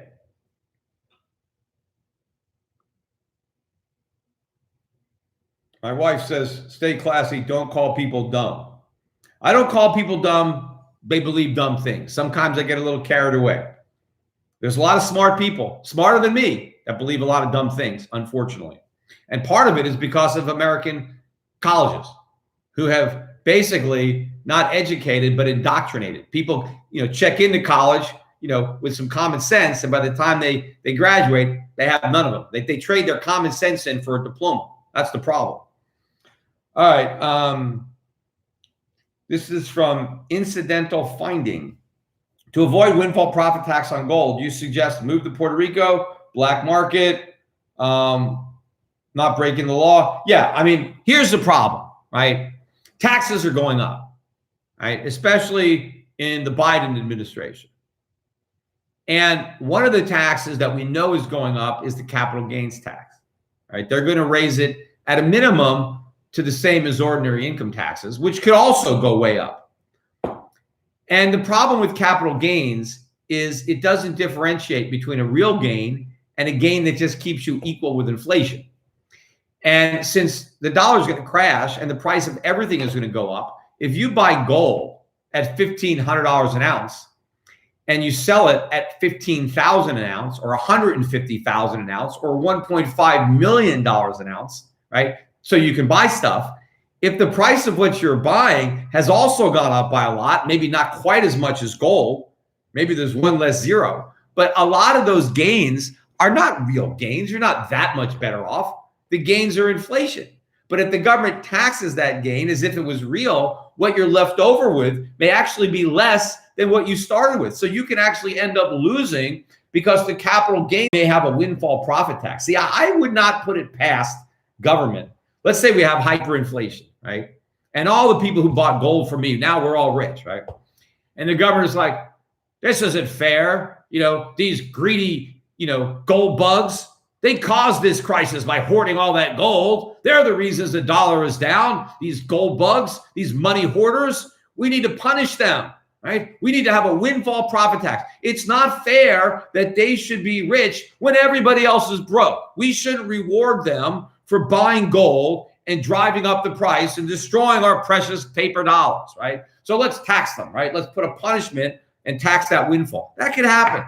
You remember when the oil price went up in the 70s? Oh, this is not fair that these oil companies are making all this money. Yeah, we needed them to make the money back then because we needed to have more investments in oil so we wouldn't be so dependent on foreigners. The last thing you want to do when oil prices are really going up and you need more oil is tax the oil companies because that's the money they need to make more oil. Look, you can always count on government to do the wrong thing. Whenever there's a crisis, they will do the wrong thing. And believe me, everything they're doing now is wrong. Everything they did in 2008 is wrong. I called it out at the time. And because they did everything wrong in 2008, now the problem that they caused is bigger. And now they have to make the same mistakes, only worse, right? Anyway, so getting back to this guy's question. Keep going off on tangents here. Yes, moving to Puerto Rico capital gains tax. And for me, that tax is zero by decree until 2036. This is going to happen way before 2036. The dollar is going to run out of value long before my decree times out. So yeah, moving to Puerto Rico is one way. Also, of course, yes, if you buy physical gold, I'm not telling anyone to break the law. I'm just telling you the facts. You buy physical gold and it goes way up, it's up to, there's no, 1099s and stuff like that. I mean, in fact, you take that gold or take some silver and you go use it to buy groceries. Is the guy that accepted your silver for his groceries, old US coins, gold coins still circulate? They're still around. Collectors can buy them. Is because most people defied the 1933 ban. When people were said, turn in your gold, people were like, hell no. Just like people don't want to turn in their guns. How many people, if the government banned guns, how many people are going to leave themselves defense in danger if they starve to death? Right. And so if you need money to buy food, then when the government says turn in your gold or pay a tax that basically destroys all the value of your gold, what do? You protect your family and, you keep it. Yeah. So you're breaking the law. You're breaking an unconstitutional law. right? I've got a lot of sympathy for people who break unconstitutional laws, especially draconian laws. You know, that's the problem. Corrupt governments turn honest citizens into lawbreakers. And that's because the government, it's an outlaw government. It's a corrupt and a criminal government that makes criminals out of honest citizens. So, not really, not in the US. I mean, we are going to see a massive collapse in the standard of living in America. Americans are going to get a lot poorer, which means they're not going to be able to have as much real money to pay for rent. So, and of course, now, they may pass a moratorium. They may say that people don't have to pay their rent and you can't evict people who don't. I mean, I would not want to be a landlord in the United States. You're going to be an enemy. You're going to be the villain, the greedy landlord who wants to charge rent, just like the greedy employer who wants to exploit his worker. Oh, these greedy landlords are exploiting the tenants, right? Especially when they try to pass on the higher costs of inflation, of maintenance, of utilities, of taxes. They try to raise rent. Oh no, all the tenants go to the government. Oh, save me from this greedy Simon Legree and his mustache. He's going to raise my rent. So this is a dangerous time to be a landlord, especially when people are broke, they're going to lose their jobs. A lot of people are going to start renting out rooms. They're going to be, moving in with their parents, moving in with their kids. People are going to be taking roommates. There's going to be so much vacant. That's the only thing that's going to go down. You see, in hyperinflation, everybody spends their money on food. There's not that much money left over for rent, right? I put out a tweet yesterday. America imports 90% of its seafood. If you like seafood, you better stock up, because that's going to be one of the first things to go. That's seafood. You would think, surrounded by oceans with all these lakes, we could fish, but we're not doing that, right? I joked that what the government should do, instead of sending out stimulus checks, they should send out fishing rods. That way we can at least fish. Problem is they can't print those, right? They can print paper. Now, someone joked, I put that on Twitter. They say, hey, what about digital printing? Yeah, but you need real ink. You need real raw material. You can't just print out a fishing rod with ink. You need the raw material. Plus, the government doesn't even have paper and ink. We can't even afford to print all this money. That's how broke we are. We're just creating it out of thin air. That's what Kashkari said. We're flooding the world with money digitally. We're just magically creating it into existence with a computer. I just forgot what I was saying. Do you remember, Paul? You're talking about printing fishing poles? Not before that. Oh, yeah. The reason I got on fishing poles is because if we're importing all this fish, what's going to happen? The dollar crashes. We can't import that fish. It's not going to be there. The price of fish is going to skyrocket. So buy some now. Get those canned tunas, stack them up somewhere, right? They have a long shelf life, or some other stuff, salmon or whatever you like to eat. You can freeze fish, right? Buy it, just throw it in the freezer. But look, a lot of this stuff, is going to get a lot more expensive. It's going to get scarce. So people aren't going to have the money for rent, right? So, certain things will come down. Car prices will come down. No one's going to be buying cars until we start exporting them all, right? Until the Chinese start buying all our cars, because we need the money for food. But also energy. See, energy prices are coming down now. If you can store oil, store it, because the prices are going to go way up. Our shale industry is going to be completely bankrupt. And once we can't drill for oil anymore, we're going to be paying through the nose for it, because no one's going to want our worthless dollars for their valuable oil. And so, but all the utilities, electricity, everything's going to get more expensive in the United States, way more expensive. Anyway, so I wouldn't buy real estate, because, people can come back on their real estate by moving in with other people, moving in with relatives, renting out rooms. And then, of course, you can just stop paying, right? You have to buy your food. You can stop paying your rent. And if the government protects people who don't pay their rent, if hey, if I stop paying my rent, I can't be evicted. Well, that's actually an encouragement to stop paying your rent. That's the moral hazard of all these programs designed to help people who can't pay their rent. All of a sudden, you got a lot more people who can't pay their rent, because they want to qualify for the subsidy. They don't want to be the one idiot who's paying when nobody else is. Just like with the student loans. Oh, the government's going to forgive the student loans? Then you're an idiot if you pay off yours, right? You want yours forgiven too, right? All these companies now, every company is going to Washington with its hat in the hand. Everybody wants a bailout. Once Bush put out an open invitation, well, if you need a bailout, just ask. Everybody asks. You'd have to be a fool not to. Even if you don't need the bailout money, you still want it. Why not? The government's giving out free money. Who's not going to take it?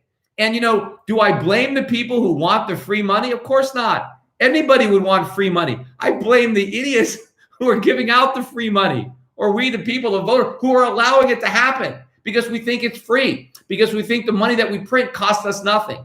We're about to see that it costs us everything. The most expensive money is what the government creates, right? It's much more expensive to pay for government through inflation than through taxation, right? This is going to be the most expensive free lunch anybody was ever served. All right. Mr. I think that you might rate Puerto Rico to a top expatriate. To do that, please discuss Philippines. Okay, Americans don't have to really expatriate to move to Puerto Rico. Now, if you're not an American, you can still come to Puerto Rico, and there's still tax breaks for you if you come here. But you have, more choices than Americans because you're not taxed on your global citizenship. And I'm not that familiar with life in the Philippines, so I really couldn't comment on it on living there. I've met a lot of Filipinos who have lived in the States, but I don't have that much experience in the Philippines itself. But yeah, there are a lot of places people can consider moving to escape this. Although I know now with the coronavirus, that throws another consideration into the mix there of where you might want to go, and maybe we'll even clamp down on people's willingness or ability to really start traveling extensively internationally right now. Next up, happy birthday from Tokyo from Akcha. Given the BOJ is buying ETFs like no tomorrow, is Japan headed for hyperinflation? Look, yeah, Japan, Germany, will these countries suffer hyperinflation too? It's possible. The whole world could end up having hyperinflation. That's also possible. But I think that Japan is better positioned to stop the hyperinflation before it happens. It's not going to be easy, but the Japanese have a tremendous amount of savings.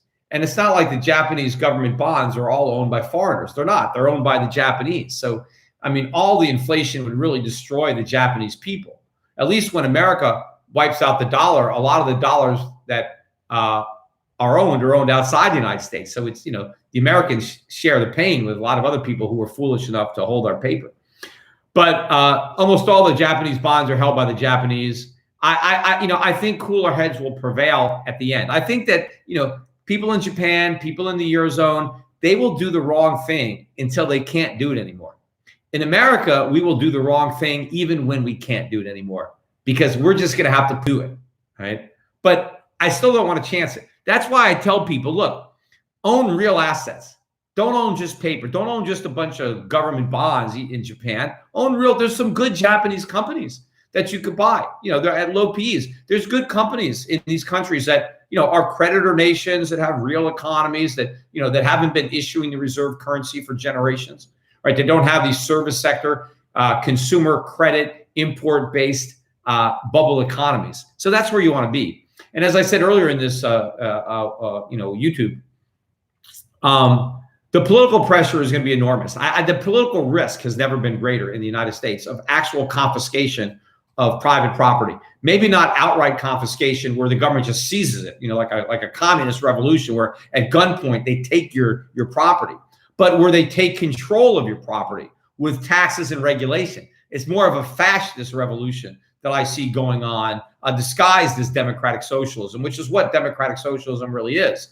But that's already started. And the risk is very, very high. That's why people should mitigate that risk by divesting now of these U.S. assets and working with my company. And look, if you don't want to work with my company, do it on your own, right? You can use my help. We have a team. We study all these foreign markets and foreign stocks.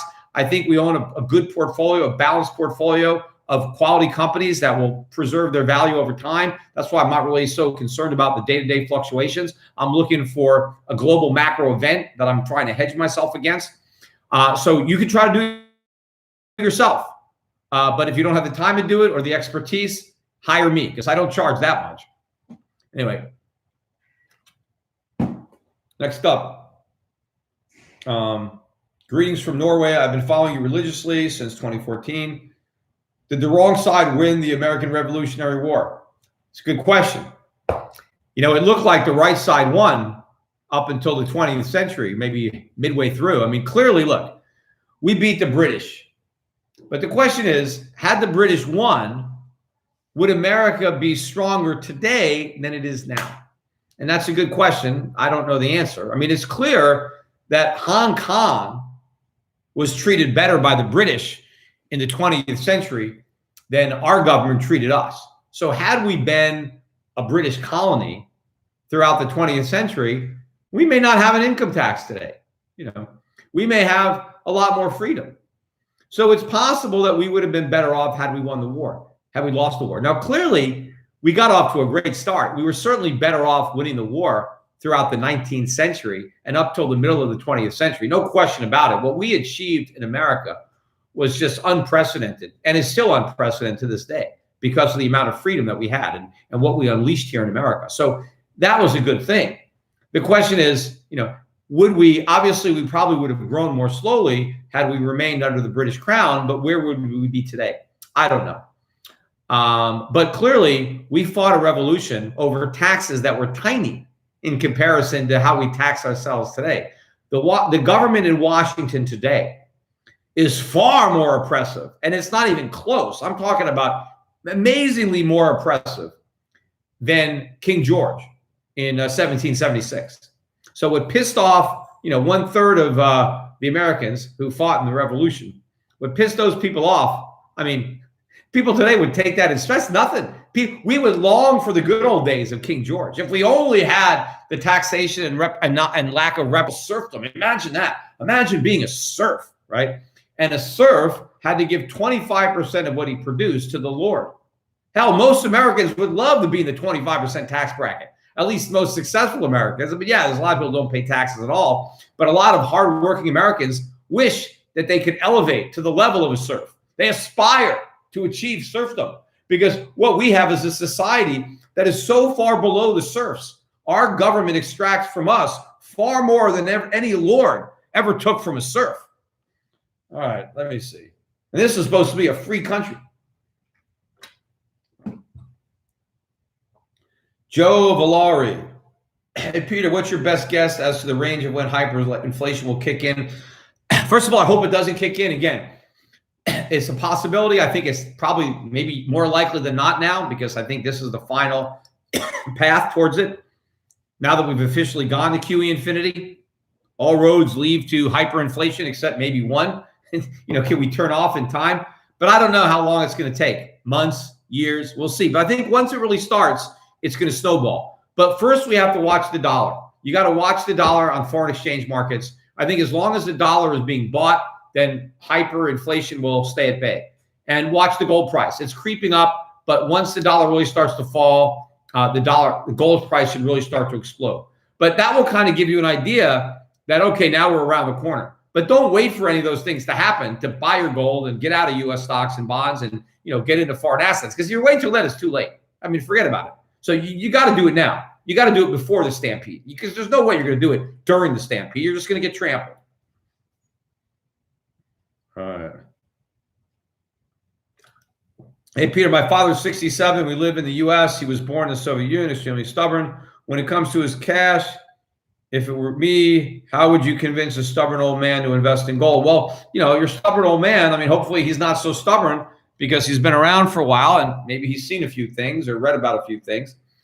But yeah, you just got to educate him. Get him to watch some of my videos. Get him to read some of my books. I mean, he's got time, right? Everybody's got time to read now. We're all hunkered down in our homes. We're not going to work. We're not going out to dinner and out to sporting events or movie theaters. Read, learn something, educate yourself. Read my books. Go to shiftbooks.com. Watch my YouTube videos. Listen to my podcast. Now, I noticed the podcast I got up to number 3 in investing, number 9 in business.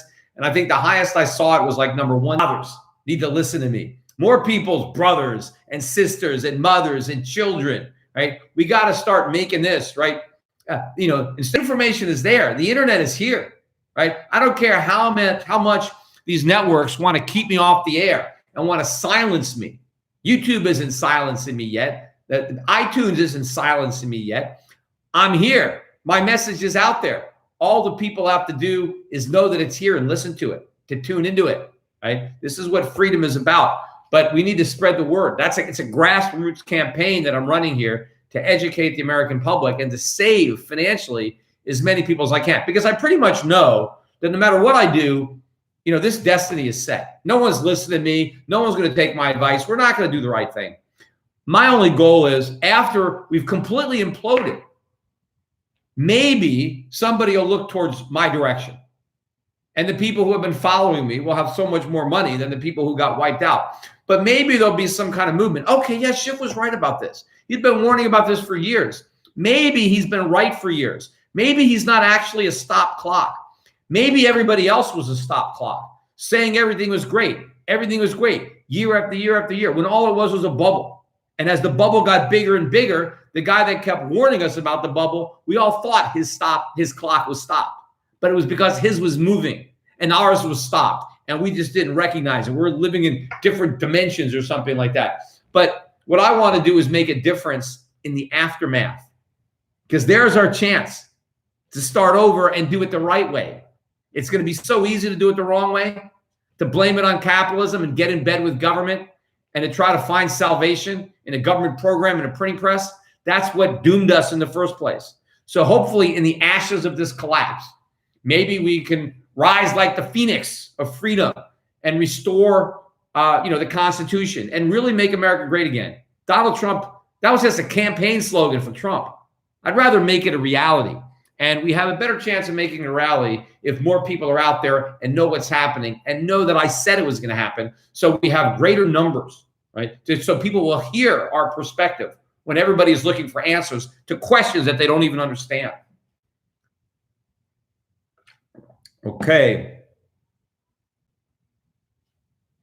Why do we allow central banks to take control of our assets with fake money? This is worse than any foreign. Yes. You know what they're talking about? The Federal Reserve just printing money and buying stock? That's nationalization. That's like a communist revolution. Why aren't people up in arms? The government is going to print money for free and then use it to buy up the means of production. I mean, we should be opposing that. I mean, we should be taking up arms to oppose that, not welcoming that. The government's going to start nationalizing stuff. What? They're giving us the means of production. And are they going to operate it efficiently? Hell no. Did the Soviet Union operate anything it owned efficiently? Did Cuba operate anything? No, of course not.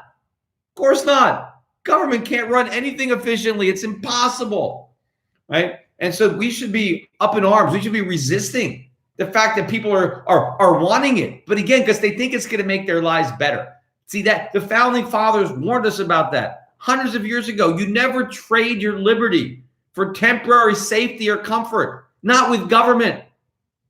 And remember the irony, if you value your comfort and your safety more than your freedom and your rights, you're going to lose that too, right? Once you surrender your liberty, your comfort's gone. A government big enough to give you everything you want is a government big enough to take from you everything you have. And history has shown us that's exactly what big government does. They take everything. All right. I have a dollar spoiled milkshake theory where foreign countries are actually exiting treasuries to get out of the dollar holdings rather than waiting, cashing out. Yeah, the milkshake theory, I keep joking about this milkshake theory. And, that theory is out there. And why do I keep forgetting? What's the guy's name again? Brent Johnson. If you haven't figured out by now, I'm not that great with names. Sometimes I forget them. But then eventually I come up with them. But Brent Johnson, nice guy. He's been to my house, actually. He interviewed me, I think, for Real Vision in Connecticut one time. But we've had a couple of debates recently. He's got the milkshake theory. Last year in Vancouver, we were on a panel. We made a bet. You can see the panel on my YouTube channel.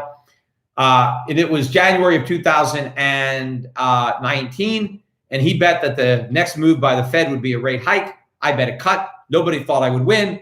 I won. He lost a gold coin. He's lucky that the stakes were so low, or they didn't give me odds. But so I won a gold coin. But when he paid me the gold coin a couple months ago, we made another bet. And you can see that panel also on my YouTube channel. But it is based on the dollar milkshake theory. He bet me that the dollar would be higher a year from now, and I bet it would be lower. Now, if we had to score the bet right now, he would win. I'd have to give him his gold coin back. But the dollar milkshake theory, at least, I don't even know why it calls it a milkshake. I forget. I might have read about it one time and don't remember. But every country's screwed up. The dollar is the least screwed up. And in the short run, when everybody is in trouble, they buy dollars. Everybody has dollar debt. So when everything collapses, first everybody piles into the dollar and the dollar goes way up. Eventually it comes crashing down. But before it does, it goes way up. Now, I agree the dollar is going up right now. I just don't expect it to go way up the way a lot of people think, because I think there's smarter people out there that are selling. See, if the Federal Reserve basically comes out and says, we're going to buy all the treasuries, unlimited QE, right? And now you're like Japan or you're China, and you're like, God, I got a few trillion of these. Are you not going to hit that bid? Of course you are. The Fed is saying, look, we're going to buy all these treasuries. So if you don't sell them to us and everybody else does, the ones you have are worthless, because the treasury is only worth what the dollar is worth. And if we're going to print it into oblivion, then everybody's going to dump. So I think you're going to get massive selling. People are going to come, just like I said, that when the government creates a program, everybody tries to qualify. Oh, we have, whatever it is. Whenever they have a welfare program, it always costs a lot more money than they think, because people who weren't qualified when the program was passed all of a sudden become qualified because people want the free money. And so they make sure they qualify for it. And they change their circumstances or they lie to qualify.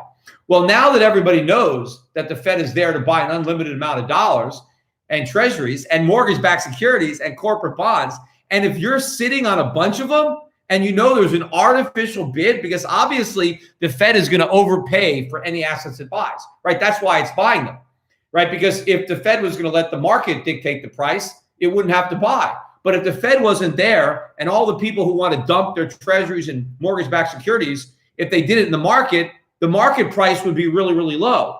So the government, the Federal Reserve, is saying, we will overpay for your treasuries. We will overpay for your mortgage-backed securities, right? Well, what kind of fool would not say, okay, take mine?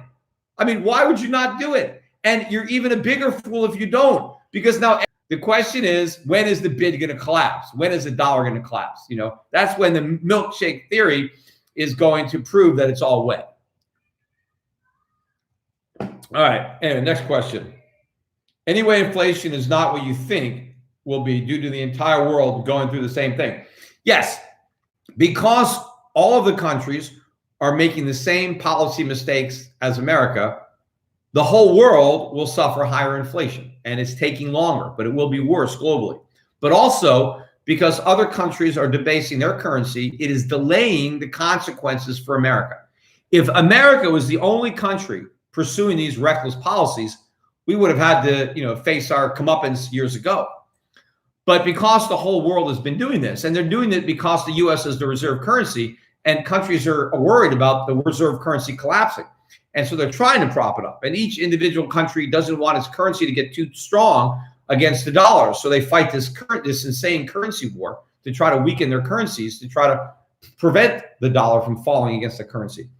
But it's like, this is it. This is the end of it. I mean, we're down at negative rates now, too. Look at the 3-month T-bill, the 6-month T-bill. The yields are negative. I mean, this is it. We're done. This is the end of an experiment that didn't have to be run, because I could have told you how it was going to end. We're at some point in time in the future, maybe 100 years from now when we're all dead, some other group of fools is going to think they reinvented the wheel, and they're going to think we no longer need gold, and we'll go to some fiat system, and then we'll repeat the whole process. But hopefully the world will at least have a long period of prosperity if we ultimately return to sound money, which is not Bitcoin, by the way, which is gold, real money, not fool's gold. I don't care if we transact in real money digitally. That's fine. We can exchange gold with one another digitally. We can have digital custodians, and we can transact digitally. The important thing is that the transactions are based on real money, right? Which is gold, not based on nothing. We already have that problem with the fiat. Hey, Peter, do you recommend, if we're emotionally honest with ourselves, leave the United States for a safer haven? Look, I'm here. I just went to Puerto Rico. It's still the United States. But yeah, there are safer havens out there, unfortunately. I do think things are going to get pretty bad. I think there's going to be civil unrest. I think there's going to be price controls, capital controls, looting, riots, rolling blackouts, you name it. We're going to live through it. I mean, it's going to look like a bad movie in the United States. Worse than it looks now. I mean, right now you look at the streets and they're empty, right? People are civil. Streets, imagine when they're crowded with foreign stocks and currencies all perform. Is Canada, look, yeah. So the stocks we own in Canada are generally resource stocks, some oil, mostly gold, you know. And I think Canada is going to have a booming mining industry up there.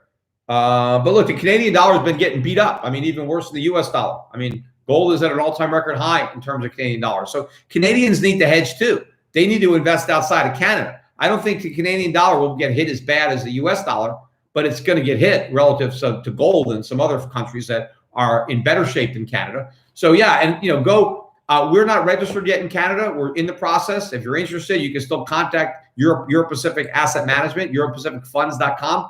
As soon as we're in Canada, we'll follow up with a call, and eventually my mutual funds will be up on Canadian platforms. In the meantime, you know, Americans could buy my funds, Schwab, Fidelity, E-Trade, anywhere. You can go directly to Europe Pacific Funds website, EuropaCificFunds.com. Download a prospectus, read it, understand the risks. If they're suitable, you can invest directly. Don't need a broker. Just go online, buy my funds. If you have more money and you want to work with one of my brokers, then talk to one of the brokers at Europe Pacific Capital at Europac.com, and they'll help you pick a fund that's suitable for you and make sure that you understand the risks before you invest in any of my funds. My gold fund. Peter, what do you think about bank international settlement and the theory that the global central banks collapse the economy on purpose?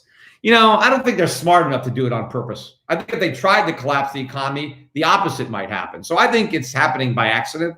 I just don't give them enough credit to think that they can intentionally do it.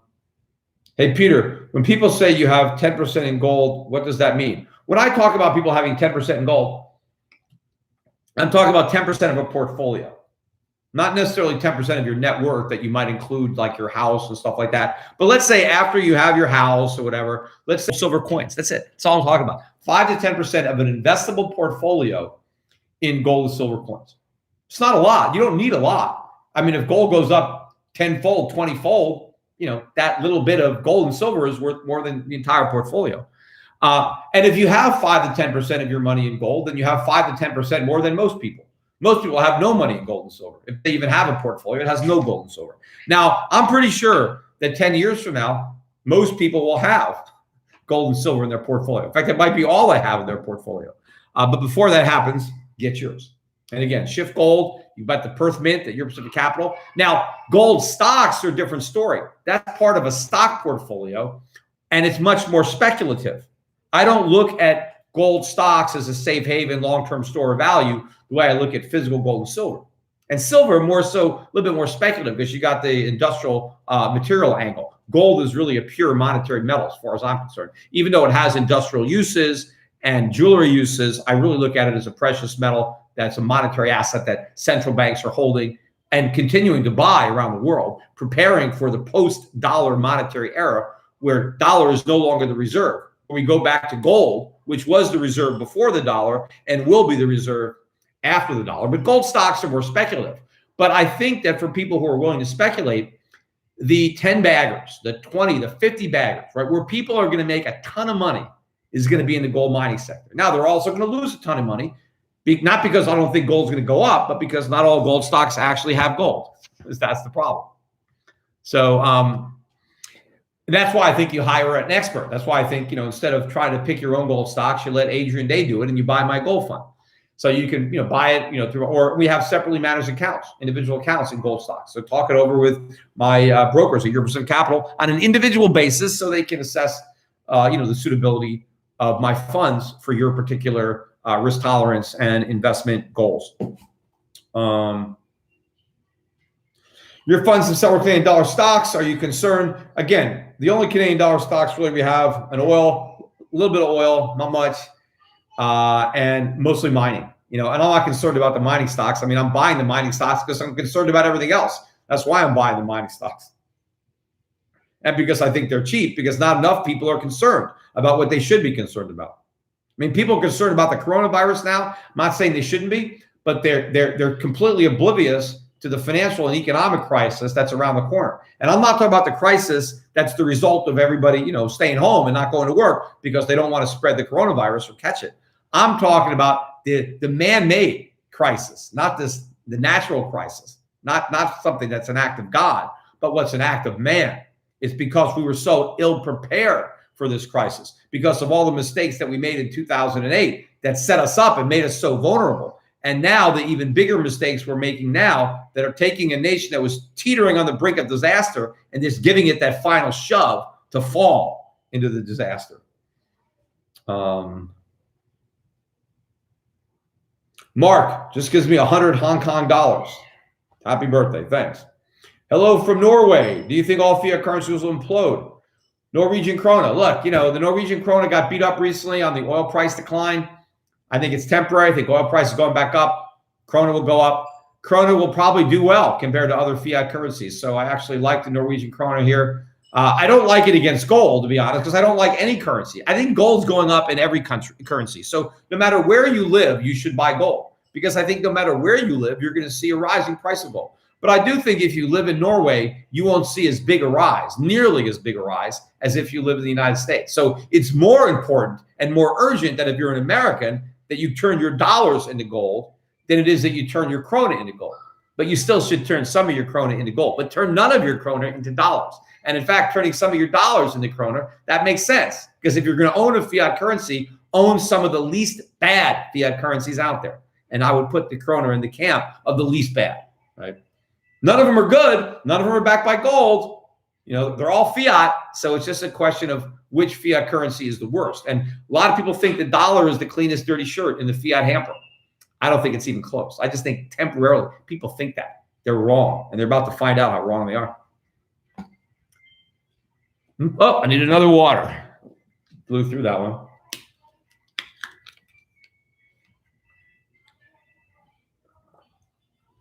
I wonder how many messages are piling up as I've been doing this thing. Hopefully we get a lot more people to start listening to my podcast and watching YouTube. How many people are watching, Paul, right now? 7,000. That's it? 7,000? God, I got to get more people watching me than are watching financial television. What we need is some of the people that normally watch, like the CNBCs, to watch me instead.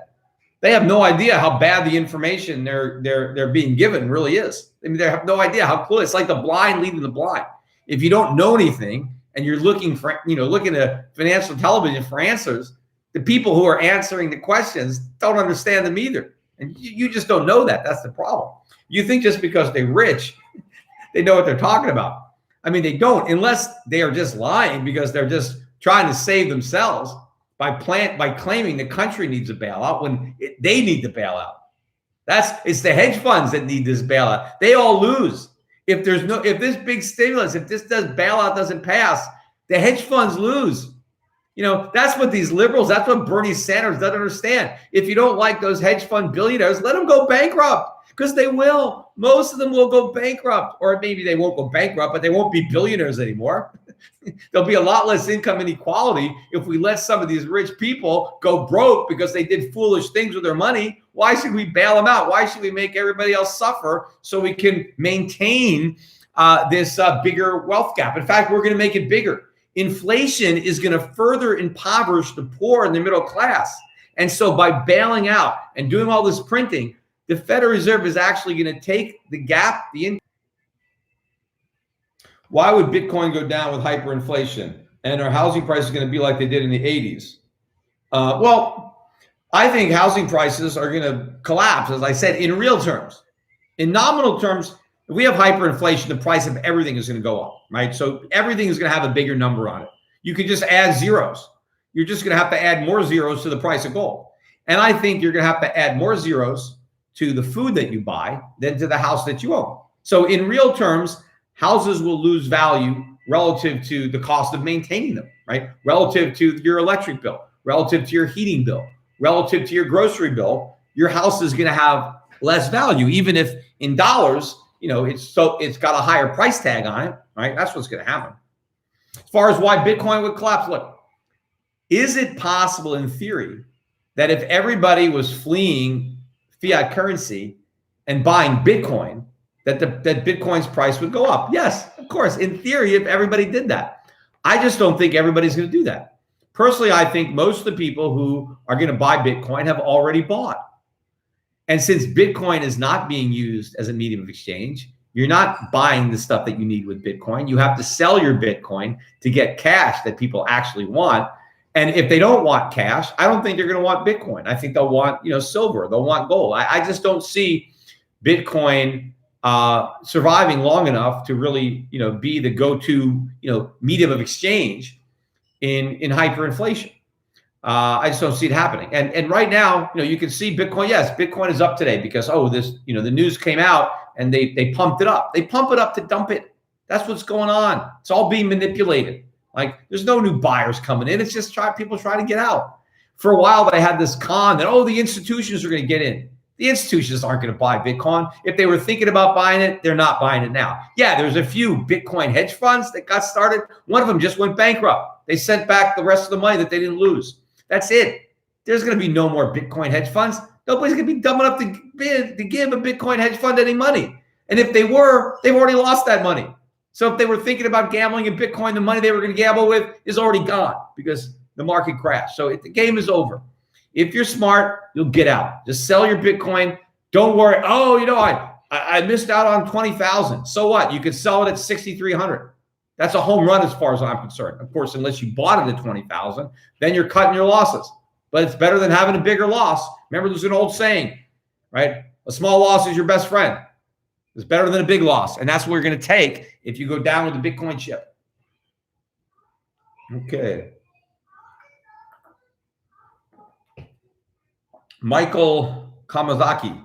As a business owner with personal debt, do you suggest interest-only payments and keeping my house in a corporation to minimize personal income with investments in gold in my corporation? Well, as far as how you should structure it, I don't have enough information, and I'm not supposed to give out like that kind of accounting advice.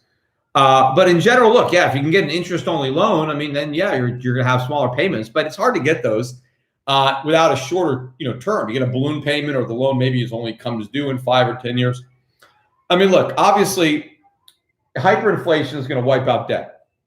Right? The government's going to wipe out its debt. Everybody's debt gets wiped out, which means everybody's savings get wiped out. So your mortgage is somebody else's financial asset. Your liability is somebody else's asset. So when your liability gets wiped out, somebody else's asset gets wiped out, right? It's a transfer of wealth. But from a personal perspective, I want to have some debt. I don't have that much debt, actually. But I have a little. And I'm expecting hyperinflation to take care of it, And so, the longer the maturity is, the more the chance are that hyperinflation retires your debt before you have to pay it, right? You pay it, but you pay it with money that has no value. In the meantime, you use the money while it has value to buy real assets that will have a lot of value in the future when the guy who holds your mortgage has a worthless piece of paper. So, I like buying income-producing assets abroad, dividend-paying foreign stocks, so I have the cash flow now to service the debt. And as the dollar crashes, that cash flow goes up and up, and I have more and more extra money that I don't need to service the debt that I can use for myself. And then eventually, when the debt matures, I might be able to pay off all the debt with just a tiny percentage of 1 year's income, right? Whereas if I had not had the debt and I just paid it off, I wouldn't own that portfolio of income-producing assets. But of course, there's always risks, when you have some leverage and stuff like that. So you got to understand the risks and then decide, what you want to do. This is Arthur LP. Happy birthday, $20. Why don't gold miners pay their dividends in gold? They should. They should. That was an idea that, I think Roy Sabag had, or James Turk over at Gold Money, and maybe they'll make that a reality one day where gold mining companies could just take their gold. And if they don't do it with Gold Money, maybe they'll do it with Euro Pacific Bank. We're going to be doing stuff like this too. But you could take your gold that you manufacture or that you mine and bring it to a company like Gold Money, who would then buy it from you and then give you credit in digital gold money backed by that gold that you can then use to pay your workers directly in gold, to pay your suppliers in gold, and to pay dividends in gold. And then the employees, when they get their gold, they can spend it digitally. When shareholders get their dividends in gold, they can hold the gold, or they can go out and they can spend it if their landlord will accept gold for rent. See, gold actually works as a medium of exchange, unlike Bitcoin. You can price things in gold and have price stability. You can say this costs 10 grams of gold and just leave it at that. and know that, the price is going to be something that is reliable, that you can plan on, right? Gold, there is a relationship between the price of gold and the price of everything else that you can kind of rely on in general. But you have no idea what Bitcoin is going to be worth from one day to the next, if anything. So, you can't really have commerce. You can't price things, certainly long-term things. You can't price a lease in Bitcoin. You can't have a contract denominated in Bitcoin. You can't have a life insurance that, hey, when I die, my beneficiaries get X number of Bitcoin. I mean, who the hell knows if they'll be worth anything? So you can't do that. But you can do all that with gold, right? And, gold is money. It works better than any fiat substitute. What do you think about JUNG? Look, I don't like the leverage interest, the nugget. I don't like the leveraged ones. I never like to buy on leverage in an investment, even though I talk about leverage and the benefits. In these financial products, you can trade them as a trading vehicle. So if you're a day trader and you want to get into some of these leverage ETFs and reverse ETFs, and you're just buying them intraday and selling them, then they're fine as a gambling vehicle. And if you're good at it, you can make money. But you could also lose money if you're not good at it, or you think you're good at it, but then you find out you're not. But if you're wanting to buy an ETF and hold it for years, then don't buy one that's leveraged. You just buy one that owns what it has and there's no debt attached to it. You don't want to introduce that extra element of risk. Do you think GLD and SLV will survive the crash? Yes, most likely. I mean, as long as they have the goal they claim to have, they'll survive it very well. What is the odds that their accounting is a fraud? It's like an Enron or something, and they don't actually have what they claim they have. I would say that's a low probability, but it's not 100%. That's why buy gold from Shift Gold. Keep gold at gold money, right? It's yours. It's you take less risk. You have a one less layer of potential problem. Do you think it's a good idea to go out and buy a new car via an auto loan? Well, I never liked auto loans. I mean, personally, I've always thought that you shouldn't buy a car if you can't afford it, right? Meaning don't borrow money to buy a car. If you have to borrow money to buy a car, it means you can't afford the car you're buying. Buy a car you can afford and pay cash for it. Now, that might mean you don't get a brand new car. Well, you know what? You can't afford one. You want a brand new car? Save up for it. Earn more money. Work harder. And when you can afford it, then you buy it. So you don't buy things that you can't afford. And don't lease a car. If you're now, leasing may make sense as a business write-off. If you actually need your car for business and you can write it off, it may be a better write-off. And sometimes leasing makes sense. But for most people, they should not be leasing cars. It's a mistake. And they should not be borrowing money to buy cars. Just buy the car. Instead of putting $5,000 down on a $40,000 car, buy a $5,000 car that was a $40,000 car 8 years ago. Yes, it's not going to have all the brand new electronics, but you know what? You can't afford all that. Don't borrow money to buy depreciating assets. That's a mistake. That's how poor people stay poor, right? You want to get rich, you borrow to buy income producing, appreciating assets. That's when you borrow. You borrow to make capital investments that pay for themselves. You don't borrow to consume. You don't borrow to buy stuff. Buy the stuff that other people borrowed when they sell it, because you can buy it for 10 cents on the dollar, right? Be smart with your money, right? That's why you're listening to me.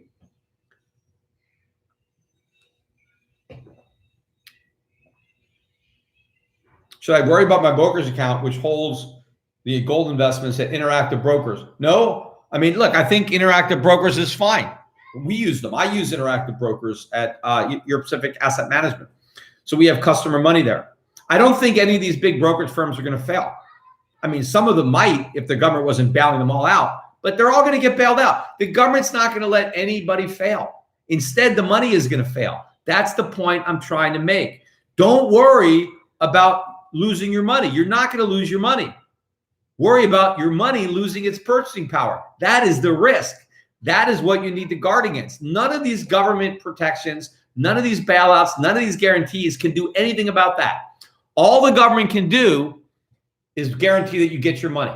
In fact, it reminds me, in The Biggest Con, my dad's book from 1976, right? My father reproduced a page out of the congressional record, and it was taken from debates in the 70s about Social Security. And they were talking about what they're going to do about it. It was running out of money, and they needed to do something. And William Proxmire, who was the head of the Senate Committee on Money and Banking, he was a big senator in his day. Most of you listening to this have no idea who William Proxmire was. He was a big senator, right? And he said on the Senate floor, I'm not making this up. I read it with my own eyes in the congressional record. And not only did I read it in my dad's book, but in his office when I was a kid, I read it in the exact, congressional record that he ordered from Congress. They shipped it out. Congress printed it, right? You can get these congressional records. They make a book out of them. At least they did back then. Maybe it's on, you can get it online now. But my dad ordered the volume that included this, right, as to have an exhibit for his book. But William Proxmire, talking about Social Security, this is what he said, and almost quoting it verbatim. He said, the United States government has an invention called the printing press, and we will use it. All Social Security benefits will be paid. They may not be worth anything when the recipients receive them, but the bills will be paid. That's what he said. So you had a senator admitting that Social Security recipients were going to receive worthless Social Security benefits. Imagine that. Yes, we're going to pay all the Social Security people with worthless money. But what Proxmire didn't point out, maybe it didn't dawn on him. If the Social Security benefits are worthless, then everybody's money is worthless, right? Because it's all the same money. So if you get a check for the government for Social Security and it's worthless, then everybody's bank account is worthless. Everybody's pension is worthless. Everybody's annuity is worthless. Everybody's cash value in their insurance policy. Everything is worthless. Everything is wiped out. It's not just the Social Security benefits that are wiped out. And this is what a sitting senator, the head of the Senate Committee on Money and Banking, admitted. And he was smart enough to know about that in the 1970s. Are any of these guys in Senate today? Maybe Rand Paul knows. I mean, how many know that we can make all the Social Security benefits worthless? That the government could use the printing press, because according to Neil Kashkari, they've been ordered to print, and there's no limit to how much they're going to print, right? It's a print fest by the trillions.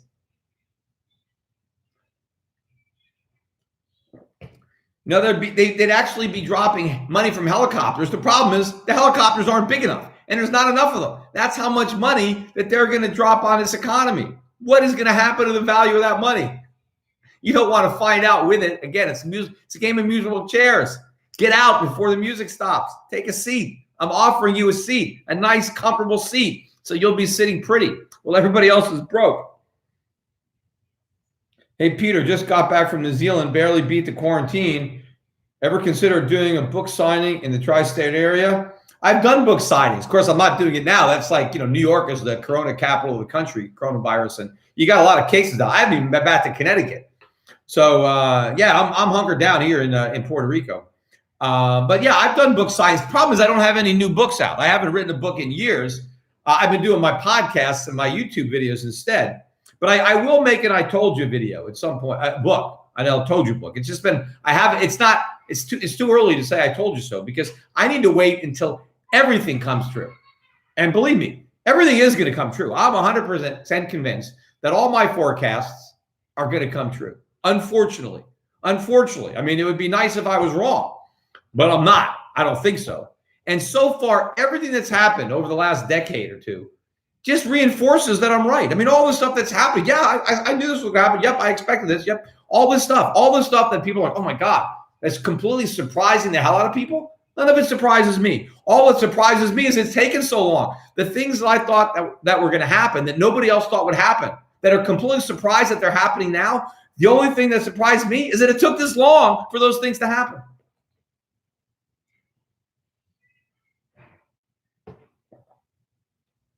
Peter, I think this is a Swedish kroner question. I don't know. Let's see. Peter, could the dollar milkshake theory go on forever?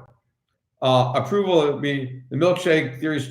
No, I don't think it can go on forever. That's the bet I have, on the dollar going down with Brent Johnson. No, I think it can go on temporarily, but I don't think it's going to last very long, because, we are the world's biggest debtor. America is the world's biggest debtor. We're printing the most money. I don't care that a lot of other countries borrow in dollars. No other country borrows more dollars than America. And we're broke. We can't afford to pay. And so we're going to keep printing dollars, and we run massive trade deficits. We are flooding the world with dollars. The world may need dollars now, but soon they're going to be awash in dollars. They're going to have all these dollars that nobody needs and that nobody wants. And the bottom is going to drop out, and the dollar is going to crash. And it's going to crash hard, and it's going to crash fast when it happens. Don't make sure that when you go to bed at night, you got your gold, you got your foreign assets. Because believe me, I think the dollar crash is going to start in our sleep, because I think it's probably going to start in Asia. So people are going to go to bed wealthy, and they're going to wake up broke. That's what's going to happen.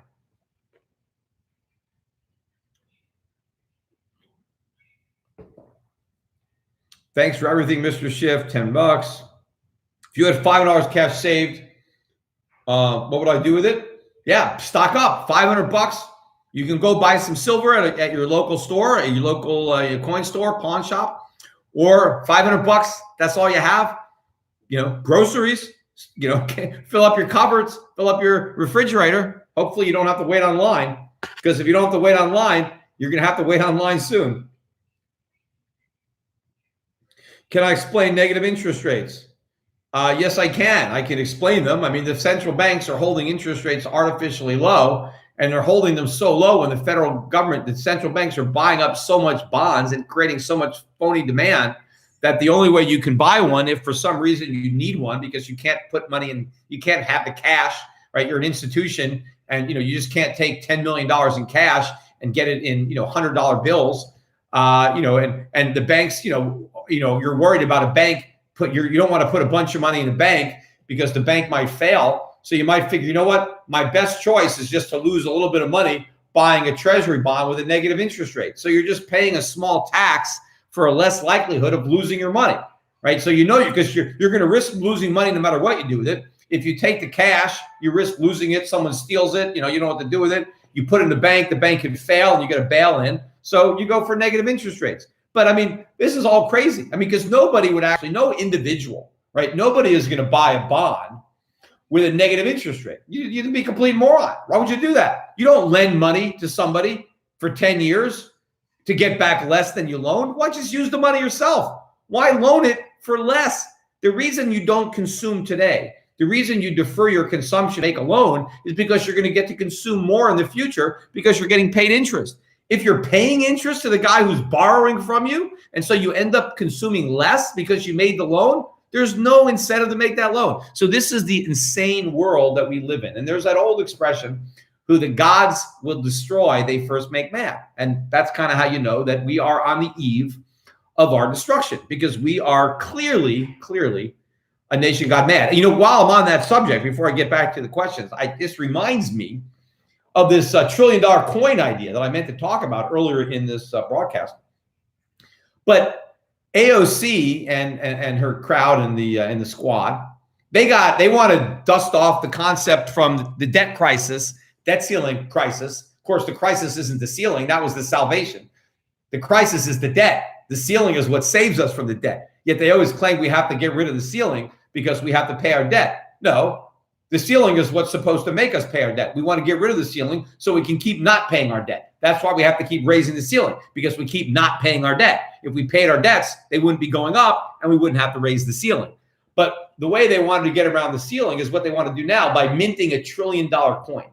So people have asked me, what is this? What do you mean mint $1 trillion coin? First of all, why platinum? Why make it out of platinum? Why not gold? Well, the official price of gold is $42.22 an ounce.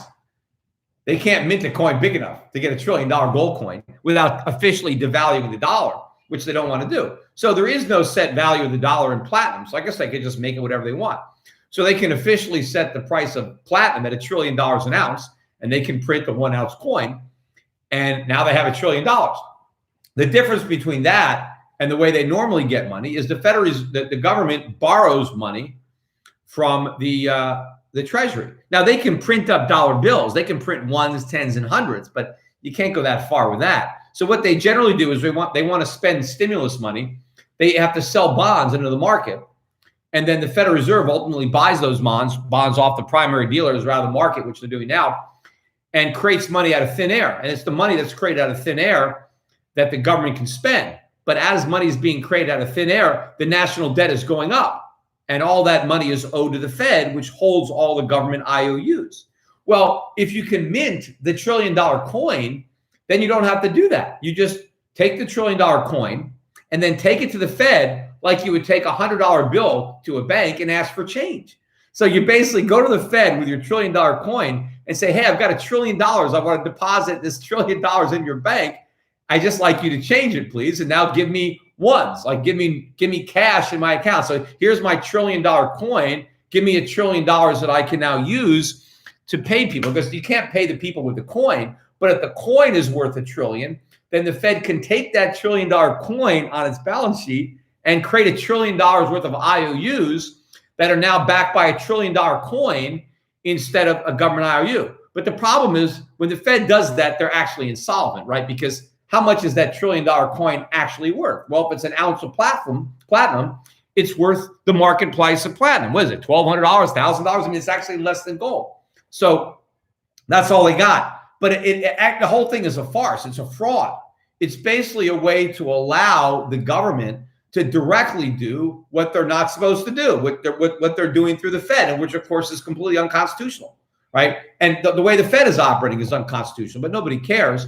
But the idea is, hey, we'll just create these $1 trillion coins, and then we never have to have debt. We can just print as much money as we want, and we can give out as much money as we want. Yeah, they can print as much money as they want. They can mint $1 trillion coins until $1 trillion is what you need. I mean, pretty soon you'll need $1 trillion coin if you want to buy something from a vending machine. That's the problem.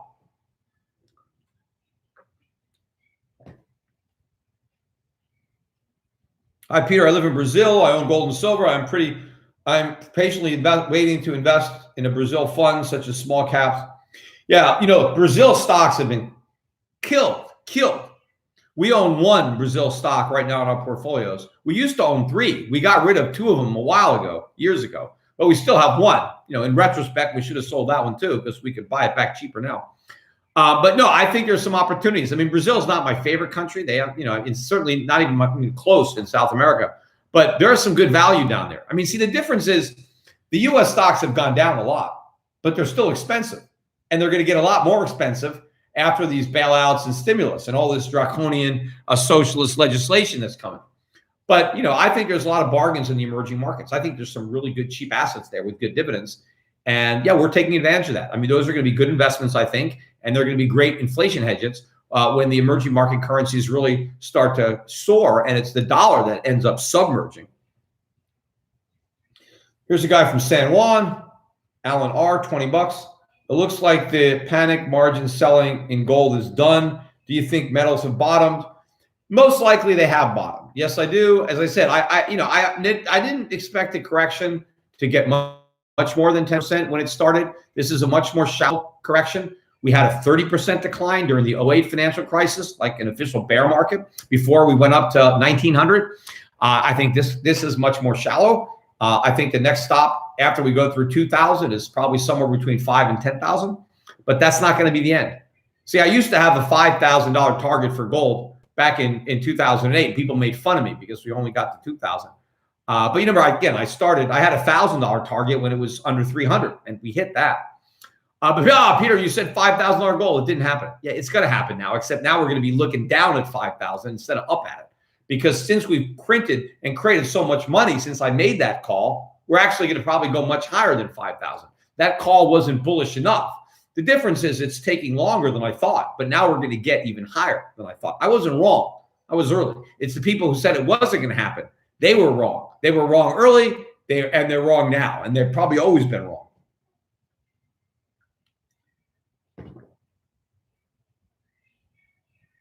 An apple is $1 and gold is 1,500.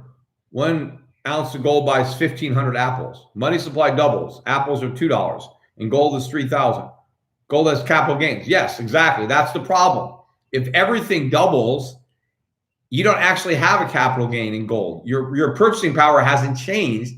And so if you sell and the government says, oh, you've doubled your money, we want half of that in taxes, you're actually poorer than you start. Now, are you as poor as the guy who didn't have gold and only had money in paper? No, because he lost a lot more than you did. But what if the capital gains tax goes to 90%? Then you're barely better off. Now, the key is, I think if apples double, the gold price might triple. And so the price of apples may actually go down in terms of gold, but not as much as the capital gains is going to hit you. That's why you need to be someplace without a capital gains, or if you're transacting in physical coins, which is what I'm suggesting that you do at Shift Gold, buy some physical coins. If you go out and use your physical coins to buy an apple, the guy who sold you the apple and got your coin isn't going to tell anybody that you gave him a silver coin for his apples. And so if you don't tell anybody, nobody will know, right?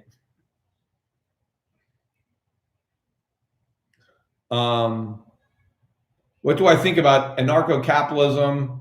What do you think a government should do about the coronavirus? Look, I'm not an anarchist. That's anarcho-capitalism is anarchy. I don't believe in anarchy. I believe in limited government. I'm very much on the same page as the founders. I mean, I think anarchy would be great if it could exist, but I think it's like a vacuum. I think when there's no government, some government is created, to fill the void. And so rather than waiting for a bad government to come into existence on its own, let's set one up with a lot of strings. Let's set up a limited government with a constitution now so that we know what we have before something worse just comes into existence. The problem is, you could set up a great government like our founders did, but over time, the government finds a way to unbind itself from those chains.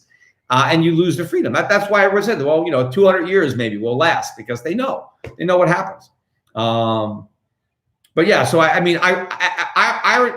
anarchy would be good if it could last, but I just don't think it can, which is why I want to set up a limited government, which is hard to keep. That's the problem with government. Once you set it up, it's hard to keep a limit on its power, right? It's like that camel's nose under the tent.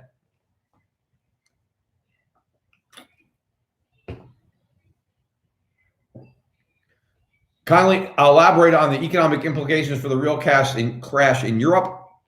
Look, there's a lot of problems in Europe, particularly in, some of the countries, Italy, Spain, Greece, Portugal, coronavirus making it even worse. And now the countries that are normally creditors like Germany, now it needs to borrow. Everybody can't borrow. Somebody has to lend, right? It was okay when Germany and Japan and China were lending, other nations could borrow. But when they're borrowing too, we all can't borrow, right? Somebody's got to be on the other side of that transaction, right? Everybody can't be a buyer. Somebody has to be a seller, right? It takes two to tango. And so we all can't have a one-sided tango. It's just not going to work. So look, there's a day of reckoning coming in Europe and Japan, all over the world. People should own gold everywhere. People should own real assets everywhere. But I just think the day of reckoning will be particularly harsh in America. We have benefited the most from the fiat monetary system, and we will lose the most when it comes crashing down. Our economy is the most screwed up as far as the least percent of our economy being manufacturing, the most percent being services, the largest trade deficits, the largest budget deficits as a percentage of the real goods producing portion of our economy. Our government has guaranteed more debts and more liabilities than anybody else. And so, we're just set up for a bigger fall. We've had a bigger ride on the way up. It's going to be a bigger crash on the way down. That's why I think it's particularly important for Americans, but it's also important for everybody. So no matter where you live in the world, I think you will benefit from implementing my investment strategy long term. But it's not about short-term trading. If you believe that I'm right, that the music's going to stop playing, right, and there's going to be a big day of reckoning, and you want a portfolio that will do the best when that day comes, then that's what I'm doing. I'm buying the companies that I think will hold up the best. You got to have something. You got to, if I'm right and cash is trash, it will be, then what are you going to own instead of the trash? That's what I'm doing. I'm your garbage man to get rid of your trash. Well, people don't know it's trash. And let's get some real stuff. So if you're anywhere in the world, go to our website at europacificfunds.com and contact us.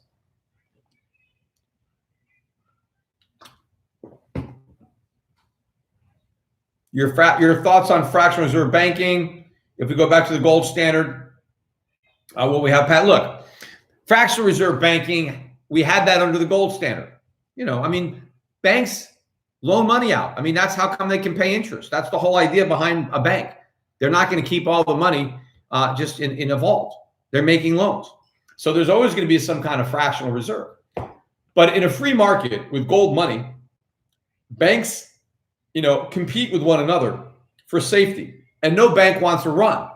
And so the way to make sure that you don't have a run is you don't loan out, make too many loans, but you also don't loan out demand deposits. See, there's a big difference between a demand deposit, at least there used to be. There's not anymore. The whole banking system is screwed up thanks to the Fed. But when we had honest money and honest banking, you had demand deposits and you had time deposits. People didn't loan out demand deposits because they were available on demand. And they didn't pay interest because if they're not loaning out your money, how are they going to pay you interest? In fact, they charged you to hold your demand deposit because the bank wasn't making any money if it wasn't using your money. So it charged you for storing it. It charged you for having a checking account. You paid every month. You paid per check. That was a service that people were paying for. People don't pay for that service anymore because the bank takes your demand deposit and loans it out. Well, how are they going to loan it out if it's supposedly they're on demand? That creates a completely unstable banking system. Now, if you had a time deposit, let's say you went to the bank and you said, yeah, I'm going to lock this money up for 5 years. I'm not going to come get it for 5 years.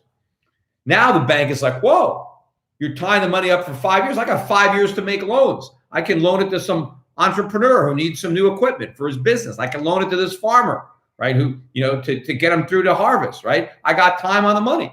So now the bank can make a loan and maybe charge the farmer, 8% for the loan.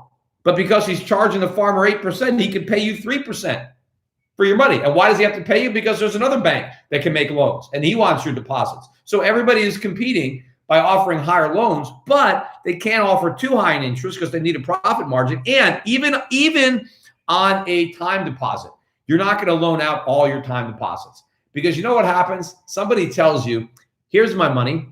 I don't want it for 5 years. And they buy a CD. And then an emergency comes up and they go to the bank and they say, I need my money back now, right? Now, sometimes there's a small penalty if you break a CD early, but it's not that big a deal. But what no bank wants to do is tell somebody that comes to their bank because they need their CD early and says, I lost my job. I actually need the money now. I can't wait 5 years. Nobody wants to hear their bank say, I'm sorry, but we loaned it out. Come back in 4 years and you can have it. Everybody's going to want their money out of that bank. So people still didn't loan out. They still had their reserves, but it was the free market that dictated how much reserves you would keep in order to maintain your reputation and integrity. Because as a bank, the worst thing that can happen is people don't trust your bank, and now there's a run on your institution. So it's the value of reputation in a free market that keeps banks safe. And without government guarantees, banks, they shop around for safe banks. They don't want to put money in a bank that's reckless, that's making reckless loans, that doesn't have a lot of reserves, because that's their life savings. They don't want to risk losing it. The system we have today is completely nuts. The government corrupted it, right? All the deposits are guaranteed. So the minute the bank gets your money, they do all kinds of stupid things with it. It's all gone. And nobody cares because the government's guaranteed everything, right? And when it all comes crashing down, they blame capitalism. Oh, look at these banks. Look at all these crazy, stupid things they did. Of course, because the government made them do it. The government guaranteed all the loans. The government has deposit insurance. The government is going to bail them out if they fail. It's moral hazard, squared now. So we have the most unsound, unstable banking system, all because of the government. All the things the government did to shore up the banks is what made them so insolvent and so reckless. Capitalism would have given us a healthy, solid banking system. The government destroyed all that and replaced it with what we got now, which is a house of cards that is in the process of imploding. All the banks are being bailed out right now. Why do you think the government's buying up all this paper to prevent the banks from failing? They bailed them out in 2008, and now it's even more expensive to bail out the same banks again, except they don't want to admit that that's what they're doing, but that's exactly what they're doing.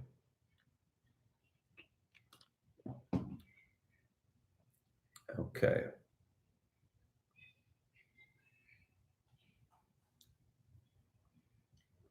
Do I purchase physical silver at a high premium locally or purchase silver futures? Futures are gambling. I say buy the silver, pay the premium, because the silver price is going to go up so much that even paying the premium is worth it. Because if you buy the silver, you got it.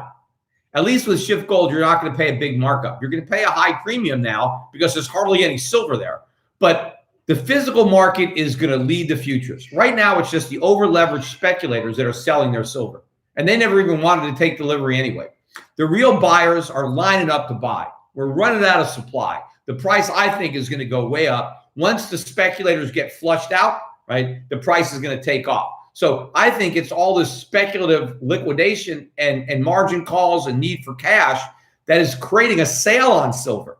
So even though there's a big premium, you're getting a big sale. The price of silver was a lot higher a few weeks ago, a month ago. Silver has never been this cheap, even with the premium to gold. You can get more silver for your gold than ever before. Take advantage of that. Can you close that door?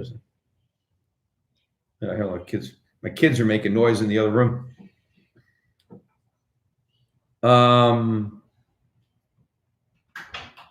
Let me see. Oh, how do I? Peter, explain. I did red negative rates.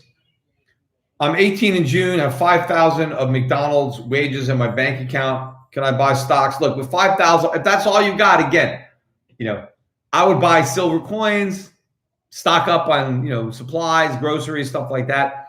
If you really want to invest in the market, there's a $2,500 minimum in my gold fund. If you want to gamble with that money, if you want to, risk it, you can go online to europacificfunds.com, get a prospectus, and invest $2,500 in my gold fund. You want to do that? I think you could turn it into a lot more money. You can go up 10 times, 20 times, but you can lose a lot of it if I'm wrong.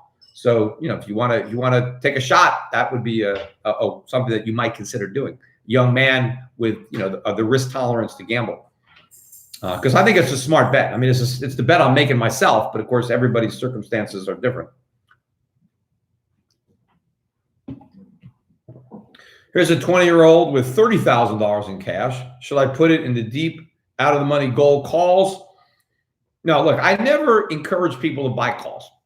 I mean, if you want to do it, you can make a gamble. But you introduce a real element of risk, timing. Hey, it's obvious by now. I've been early on a lot of stuff, and you can afford to be early if you're not in calls or puts.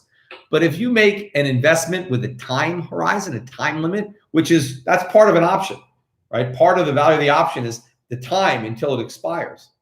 And so if you buy an option that expires in 3 months, and the event that you're anticipating happens in 4 months. You were very close. 4 months is almost 3 months, but close doesn't cut it. It may be in horseshoes, but not in options. If you miss it by a month, you lost it all. So, timing is tough. So, and as I said, I'm notorious early on my forecast. So that's why I tell them, give yourself time. Don't have time be your enemy. Have time be on your side. So don't buy options. Just buy gold, buy the physical gold. If you want more leverage, buy gold stocks. That's my take on it.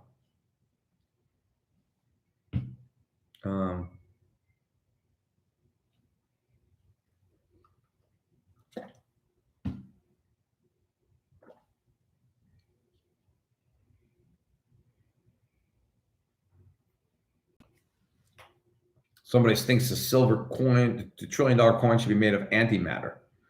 Yeah, well, I don't know if they can mint that coin.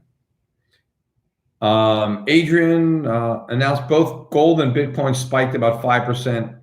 Yeah, I mean, I know that Bitcoin and gold went up after the Fed announced QE infinity, and gold continued to rise. Gold's up better than $60 now, and Bitcoin has surrendered a good chunk of those gains. I mean, Bitcoin, I'm looking at the high right now on Bitcoin. Let me see here. Trying to get my cursor over that high. It looks like it got up to 6,600 and change, and it's back down to 6,270, which is 6,200 is about where it's been. So Bitcoin is, I think before the announcement came out, it was around 6,000. So it's only rallied a small amount. And again, I think it was manipulated, and I wouldn't be surprised if Bitcoin came crashing back down and closed the day negative. I don't think there's a real correlation with gold. If anything, there's a correlation with other risk assets like stocks. But as I said, I think the Bitcoin bubble has popped. That's one of the other bubbles that maybe was popped by the coronavirus pin. But yeah, I mean, people should sell into this rally. It's all manipulation. It's all being pumped up, and it's about to be dumped. Like every pump is dumped when it comes to Bitcoin. So don't get fooled. Don't allow this rally, this sucker rally, to create some kind of false sense of, oh my God, we're going to the moon, because we're not, right? We're coming crashing back down to earth.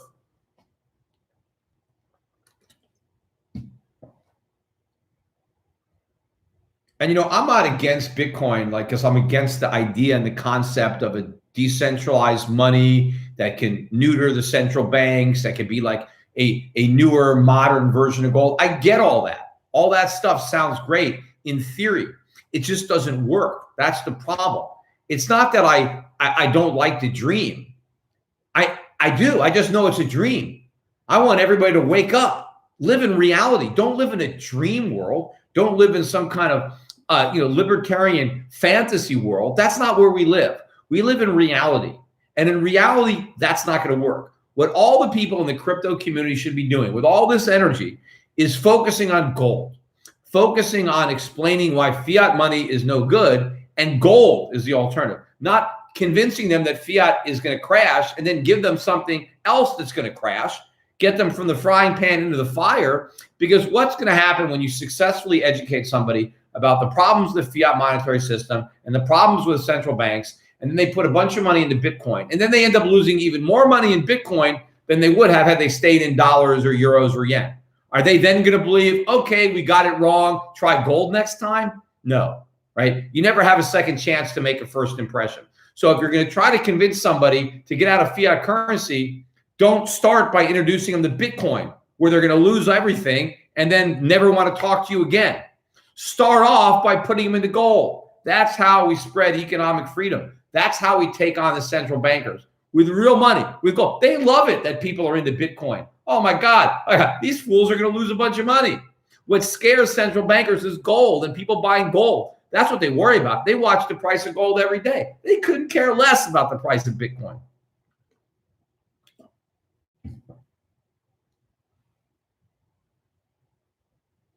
And there's a cost for doing that. It's embedded in there. But if you want to have an IRA and you have a brokerage account, buy them. Yeah, it's go online to goldmoney.com and open up an account there. The fees that they charge are less than the fees of the ETFs, and I think it's safer. I think your money is safer there. You own it. It's in a vault with your name on it. It's not in an ETF with somebody else's name on it.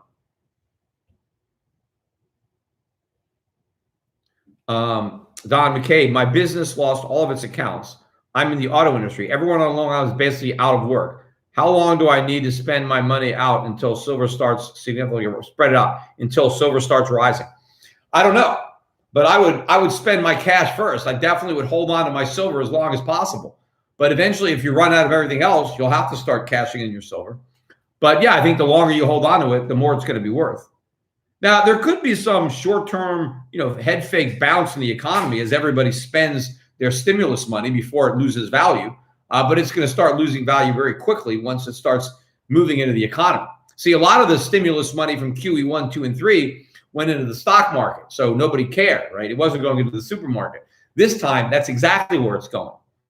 And so the inflation is going to manifest itself in consumer goods in a much bigger way, despite the CPI numbers, which basically hide the amount of inflation. There's always more inflation than the government will acknowledge with its CPI numbers that are really reverse engineered in advance to kind of mask understating it then, and it's even more understating it now. But I mean, even with our bogus numbers, the inflation rates are going to be off the charts sometime soon.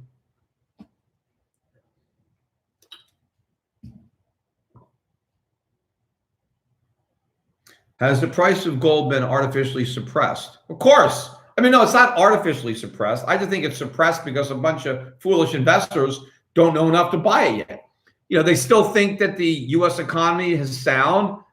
They still think that, the dollar is great and it's going to keep going up. So they don't know enough, right? They don't understand enough to buy gold. But as they will, look, more days like today, like I just pulled up the market. So the Dow is down over 800 points right now with about an hour and a half left to go.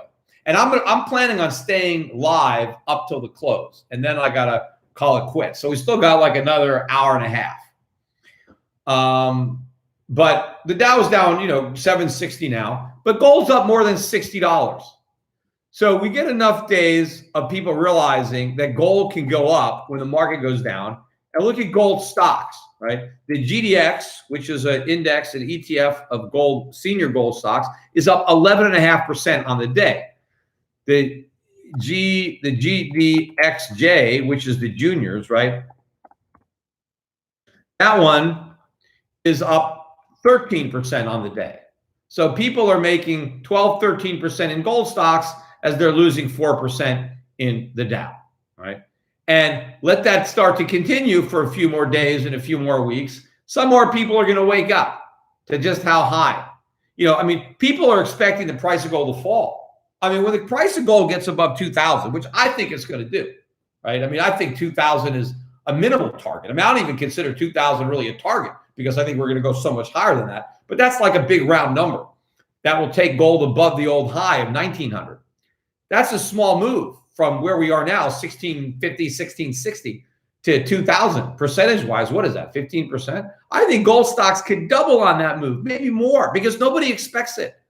Everybody expects gold to come crashing down. When they realize that they're wrong, that gold's going up and it's going way up, then people have to make up for lost ground. A lot of people who sold these gold stocks because they had margin calls or whatever it was, people are going to be scrambling to buy them, I think. Now, obviously, I could be wrong, right? I don't think so. I think it's everybody else that's wrong. I think it's the people who are selling these stocks that are wrong. I think it's the people who are not buying them that are wrong.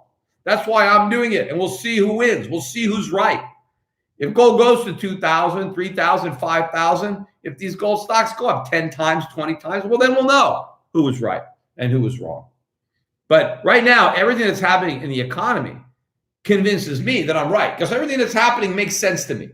It's all what I've been waiting for, what I've been predicting. It's not a surprise, as I said.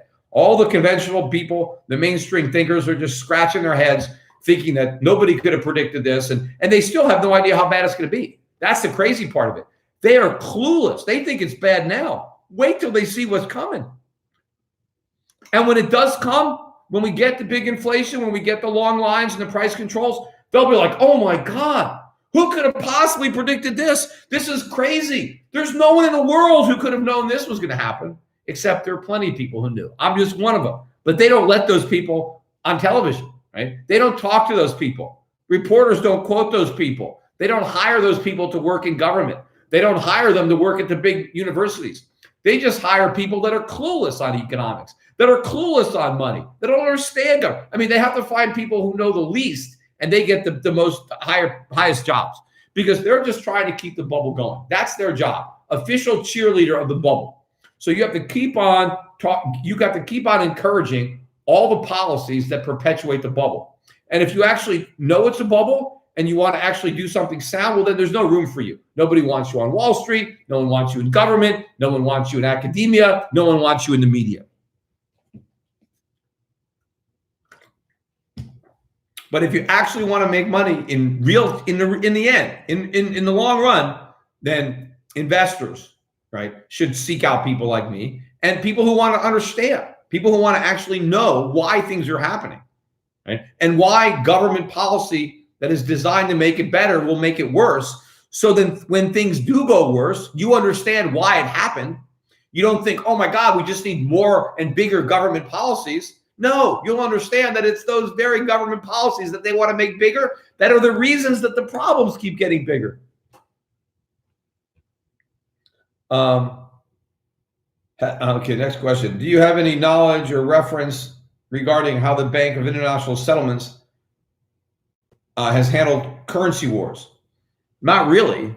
I know the Bank of International Settlement. At one point, I was a shareholder. I actually remember buying stock. You could buy stock. It's a Swiss. It trades in Switzerland. I remember owning. I don't own any right now, but I've owned it in the past. And they've actually put out some good information.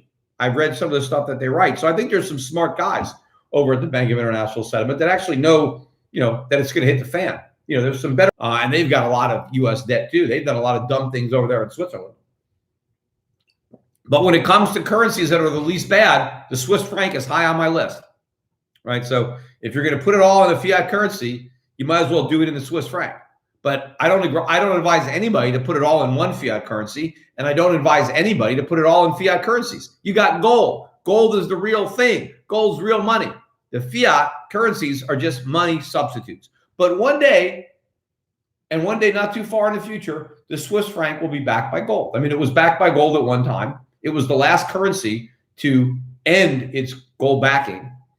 I don't know if it'll be the first country to go back to its gold backing, but it will. Every country is going to go back to backing their money with gold. If not, their money will have no value. Because once there's a run on confidence, once confidence is lost in the system, and that's going to happen. See, right now, people are worried about the coronavirus, but they're confident that the government can help them.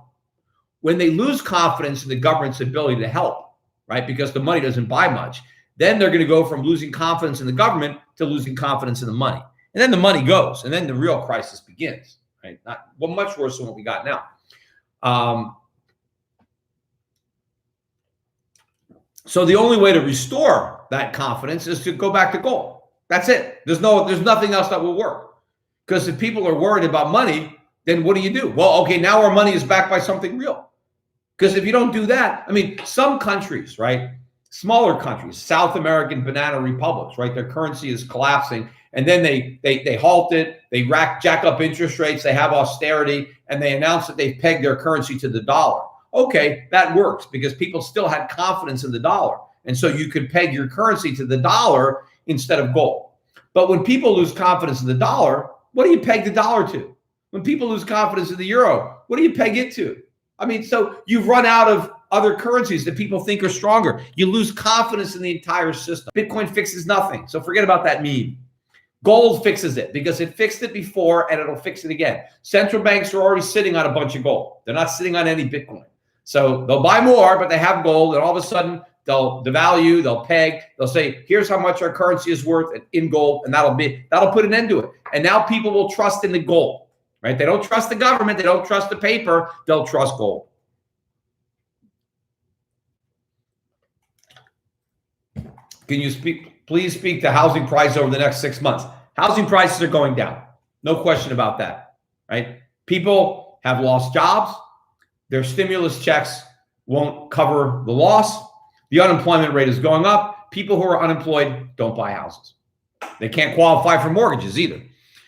People need money. A lot of people have wiped out. There are a lot of people that were going to be retiring, right, on their 401ks. Well, their 401ks are 201ks again, right? So a lot of people are going to need money. They're going to be selling houses that maybe they were planning on living in. Now they got to sell. There are a lot of homes that a lot of hedge funds, private equity firms have bought. They've been renting them out. Maybe their tenants aren't paying. Maybe their investors need their money back. I think a lot of these rental homes, single family homes that were bought up in big baskets by private equity firms, I think a lot of these houses are suddenly going to be hitting the supply for sale, not for rent. So yeah, real estate's going to go down. It'll be different. It'll sink faster in some parts of the countries than others, but real estate's going down. I mean, it's overvalued. This is a financial crisis. Yep, the Fed is buying up mortgage debt, but prices are going down. You know, that's just it. So the sooner you sell, the better, if that's what you're planning. If you don't care, I mean, look, am I running out and selling my houses? No. I mean, I don't have that. I only have, actually, at this point, I only have 2 houses. I mean, I have 2 only. A lot of people don't have, only have 1, but I have a house in Connecticut. Well, I have 3 if you count my condo. I have a house and a condo in Puerto Rico, and I have a house in Connecticut. The one that's lost the most value since I bought it is the house in Connecticut. It's been decimated. Actually, my properties in Puerto Rico, I've owned for a shorter period of time, and they've actually gone up quite a bit. People are leaving places like Connecticut, and they're moving to places like Puerto Rico. But am I running out and selling real estate because I think the price is going down? No. I mean, I know it's going down, but I'm not selling, whatever. Because it's not a financial decision, actually, for me. It's just like, I like the houses. I use them. I know they're going to lose value. My net worth is high enough. I have enough money and other things that I'm not concerned about the house depreciating. I don't like paying the property tax. That's what concerns me. But in any event, but if you're in different financial circumstances, if the equity in your house is actually important to you, if it's a meaningful part of your net worth and your retirement plan, I would get out now. I would sell if you can. If you're relying on that house because you think it's going to appreciate, it's not. It's going down. Get the equity out and do something else with it. Invest it in something that I think is undervalued and will appreciate, as opposed to something that's overvalued and will depreciate. Even if hyperinflation makes it go up, it's not going to feel like it went up. And of course, the cost of maintaining that property is going to go way up, and you may not be able to heat it or air condition it. It might be better to sell and then rent. Rent something that it'll be more easily affordable. that won't have as much maintenance costs, right? If you have like a condo, it's not as expensive to upkeep it and maintain it as a house. I mean, houses are money pits. I mean, I know, but I got 2 of these money pits, and all I'm doing is spending money on houses. They're, something goes wrong almost every day with a house, especially the bigger the house, the more stuff's going to go wrong. And then the more it costs to fix it. And if you just don't fix it, then your house just gets depreciated. So again, it's, less. And if you're not in an appreciating market, back in the housing bubble, you could kind of, leave some of the maintenance issues aside and not spend the money, because you could still sell the house for a profit, even if you kind of let things, deteriorate a bit. Not anymore. I mean, people now are going to expect, if you don't have everything in tip-top shape, no one's even going to even make an offer on your house. You're going to have everything perfect, right? So it's going to cost you a lot of money to maintain that perfection. What do I think about Russian stocks? Yeah, look, obviously, we got to look at some Russian stocks. I haven't really been active. I know there's some Russia funds out there. I think they probably some good buys, because Russia's probably been clobbered with the big drop in oil, but they'll benefit from the crash in the dollar and a resurgent gold price and oil price, especially when the U.S. shale industry is obliterated. And so Russia and other OPEC nations no longer have to compete with American oil, because we won't be pumping it, because we'll be too broke to get it out of the ground. And I'm sure we'll have even more regulation on the industry anyway, which will further increase the cost of very expensive oil to drill. Let me see. I'm 20-year-old trader, college in Boston. I'm long gold, silver, oil stocks. Can you give me cause, lost job? I want to thank you. I'm not really sure what he's asking here. Maybe Paul didn't type up the question right. You looking for advice on where to work? Or I'm not really sure what this guy wants. 20-year-old stock trader. I mean, you're young. Obviously, you got a lot of opportunities being 21 and, trading stocks. But, I don't know. I mean, we're probably hiring, or we'll be hiring more brokers. I'm sure the demand for my services is really going to be increasing as the U.S. bear market, continues. I think it's going to last for a decade or more. This is probably going to be the worst bear market, ever. Worse than the 70s, worse than the 30s. And so, my business is going to continue to gain traction as more and more people wake up to this reality, as more frogs want to jump out of the pot before they boil, and they want to get into foreign assets and into gold. So yeah, we're going to have employment opportunities, and I know we're going to be hiring. As soon as we get registered in Canada, we'll be needing more guys here in Puerto Rico to help us with the Canadian customers.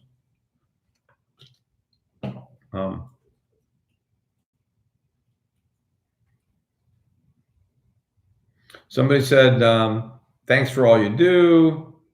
Thanks for your guidance. A few people just giving me some birthday wishes. That's William Martin and Shad Edwards. Derek Soderberg, buy an ounce of silver for me. Oh, he gave me $12.96 so I can buy an ounce of silver. Thanks. Says I'm the GOAT. I guess, yeah, maybe I could go down in history. I'm no Tom Brady, but I guess I could be the GOAT at nailing the economy, because I nailed the financial crisis and the housing bubble. People don't really appreciate that. They think I got the QE wrong and the stimulus wrong because they think it worked, and they think my forecasts were wrong. My forecasts were dead on.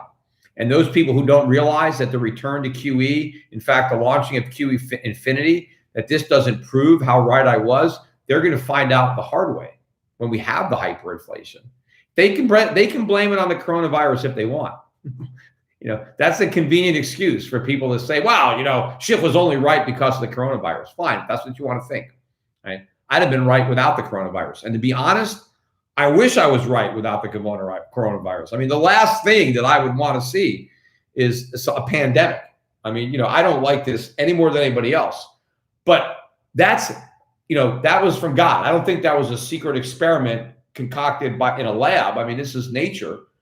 We couldn't do anything about that. What we can do is about the monetary crisis, the economic crisis that is 100% man-made, that is ultimately probably going to kill more people than that virus. More people will get sick and more people will die from the economic poverty, the despair, the violence that is going to be unleashed by these economic policies. Probably, certainly in America, anyway.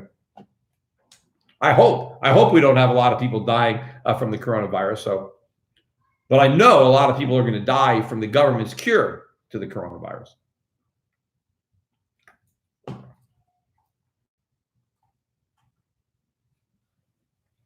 Okay, Troy Faustin. Hi, this is the comic. I used to listen to your show. Can state that your position on the housing market and how long refis can keep. State your position on the housing market and how long refis can keep going. Look, the refis are keeping everything propped up. And if it wasn't for the Fed going to QE infinity, the refi well would have run dry. I'm sure that it's all the Fed printing money that's making these refis possible at these rates.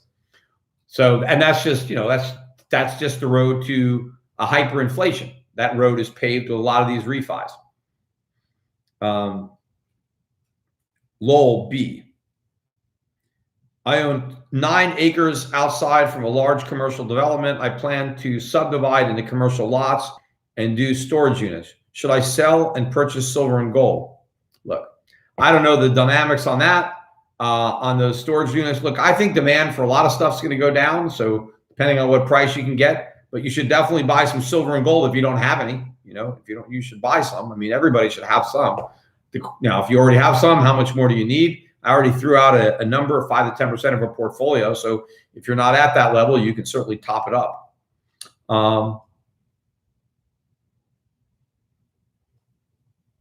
Eugene Maravev also asking me about Russian stocks. I already mentioned, I'm sure there's some great buys in Russia. I actually made a lot of money in Russian stocks in the late 1990s. I was buying stocks, Lukoil, Preferred, Surgutneftegas, Hurricane Hydrocarbons, which became Petro-Kazakhstan, which wasn't Russia, but it was in that area. And I was buying a lot of these stocks, and I forget some of the weird Russian names. And I was buying them in the late 1990s when oil prices were about where they are now. And then oil went up to $150 a barrel.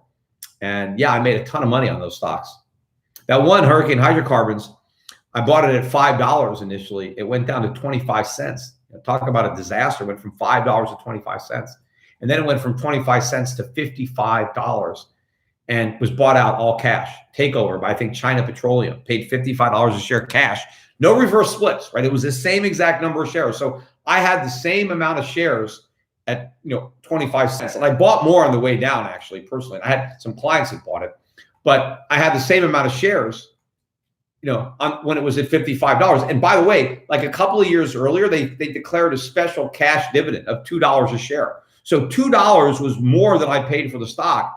And I got it all back in a cash dividend before I ended up getting $55 a share for the stock that I basically got for free, because the $2 that I got in a cash dividend was more than my entire cost for the stock. But believe me, I made that money the hard way. How many people are going to ride a stock from $5 down to 25 cents? And of course, I've ridden stocks from $5 to 25 cents and then from 25 cents to zero. So they don't all work out that way. But this was an oil play. And so I'm sure there's some out there that they're going to do that again, right? That are going to have that kind of value, because people throw it all out. They throw out a lot of babies with the bathwater when times are bad. You just have to know which are the babies and which are the bathwater.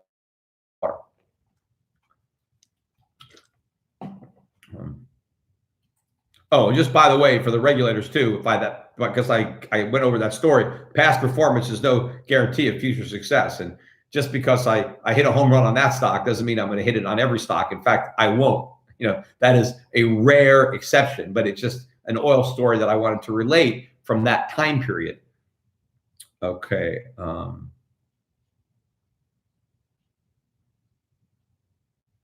When talking about crypto, why don't I talk more about stable coins? Well, stable coins are fine, but that's not what everybody's buying.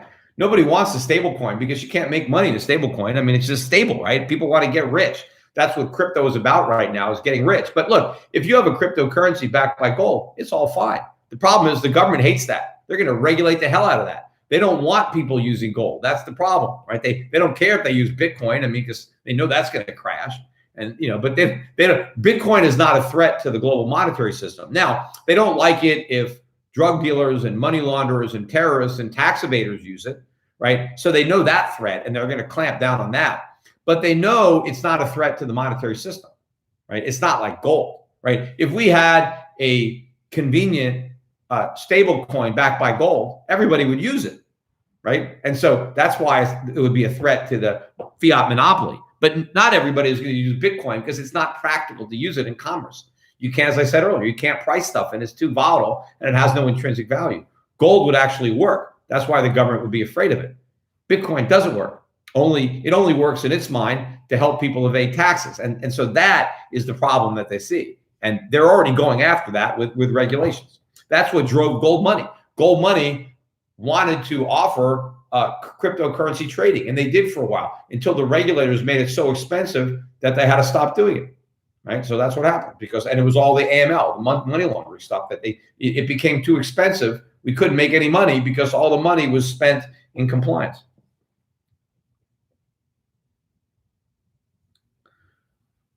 Okay, Nolan Stout, $10. Which government departments should be eliminated and which should be kept? Well, it's real easy. Go back in the Constitution and see which departments are authorized, and pretty much those are the ones we need. I mean, most of them should be eliminated. We don't need most of these government agencies and departments. The federal government should be principally involved with national defense. Right? So we need a Defense Department. I don't think we also need Homeland Security. I think the Defense Department can cover the homeland, especially if we stop, meddling in so many, foreign problems with our military, that we would have resources to defend the homeland. That's what it's supposed to be. Yeah, we need a Department of the Treasury, not like the one we have now, to borrow money. I don't want to be that. I want a Treasury that's full, not a Treasury that's empty and that's loaded up with IOUs, but we still should have one. We should have a Secretary of the Interior, not to pay farmers not to grow food and stuff like that, but we do need to take care of that. I mean, I don't even know that we need a Commerce Department. I mean, all they've done is create problems. But if they did what the Constitution specifies, really regulating interstate commerce instead of interfering in interstate commerce and pretending that they have the right to regulate companies that engage in independent commerce, which they don't. The Supreme Court was wrong to expand constitutional authority to regulate the companies that engage in commerce instead of the commerce itself, which is all the Constitution empowers the federal government to do. But look, almost everything that happens in your state should be handled by the state government or by the people. That was the vision of the founding fathers. It was that federalist system of limited small federal government where the power was retained by the people and by the states, sovereign states with a limited federal government, with gold money, sound money. The federal government was not given the power to print money. They don't have that power. All they can do is coin money, which is gold and silver. Because no state can make anything but gold and silver legal tender. The federal government is given no power to make anything legal tender, so it can't. So constitutionally, the only thing that can be legal tender in America is gold and silver, and the only thing the federal government can do is take that gold and silver and make it into a coin. But we need to get back to constitutional government. If we do that, we will create wealth unlike the world has never seen, because we have a lot more capital, we have a lot more technology, and a lot more know-how. Intellectually, as far as our technology, we're miles ahead of the founding fathers.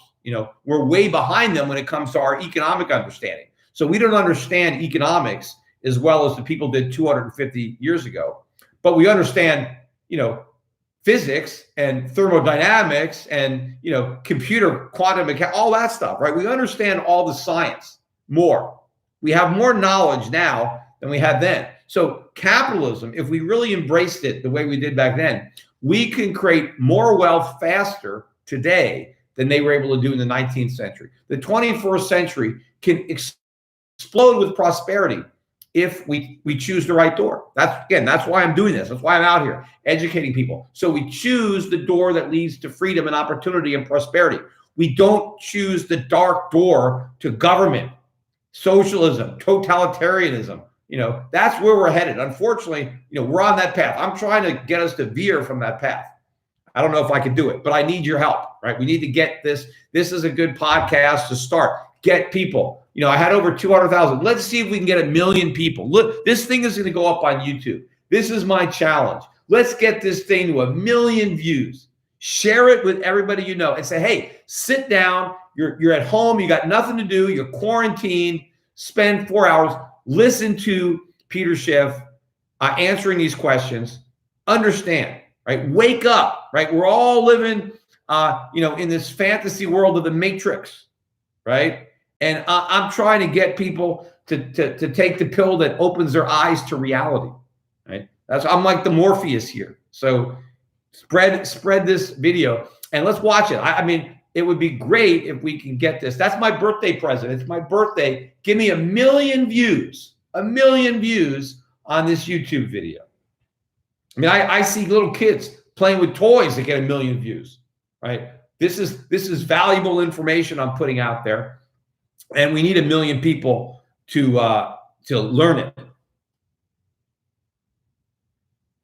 Okay, fractional reserve banking. I already talked about that. And Joe, what do you think about gas, oil stocks, utilities, tobacco stocks? They're getting killed. Look, interestingly enough, look at the U.S. oil stocks today. Look at the difference. Chevron down 8%. ExxonMobil down 4%. It's coming back. They were low. But look at European stocks. Total, a French company, is up 13%. That's one of the ones that we own, I know, in our portfolios. We own Royal Dutch. It's up 3.5%. So foreign oil stocks are up, right? And domestic oil stocks are down. And I think the valuations are much better. You look at the dividends, look at the yield, which obviously could come down now with oil prices. But the yields on the foreign stocks are much better. So if you're going to buy oil stocks, and I think we should be buying oil stocks, don't know where the bottom is. We definitely should be buying them. If you opened up an account with me today, I would buy you oil stocks. Tobacco stocks, yes, we have tobacco stocks. We own some tobacco stocks. I think there's great yields on these tobacco stocks. I'm not a smoker, and there's some people that, conscientiously tell us, I don't want to buy a tobacco stock. If that's your deal, we don't have to put a tobacco stock in your portfolio. But if you just want a good investment, personally, I think there's a lot of good dividend yield in these tobacco stocks. Utilities too. We have utilities. Telecom, we're overweight that sector. But again, I want to buy the value outside the United States. I don't trust the stocks in the United States. I don't trust this government. I don't trust the Biden government that's coming. I don't trust this Federal Reserve. There is massive political and economic risk. I think the United States right now is probably one of the worst countries in the world that you can invest in. I mean, now, it was a great place to invest during the bull market that spanned 10 years. And had you listened to me, I was saying this back then, I thought the U.S. was too risky. And as it turned out, with the benefit of hindsight, it wasn't. Now, you got the Russell 2000. It's just wiped out 7 years of gains in 2 weeks. So, that prediction is rapidly coming true. So if you wait a couple more years, it will be true. I think I will be proven right that the U.S. was the worst place to invest if you remained in there. But yes, we just had a period of time where the U.S. was the best place to invest. But remember, from 2000 to 2010, it was one of the worst places. All the markets did so much better. Foreign markets, emerging markets, commodities, gold, everything kicked the hell out of the U.S. stock market during that lost decade. Well, if you thought the first decade of the 21st century was lost, where do you see this decade? The 20s?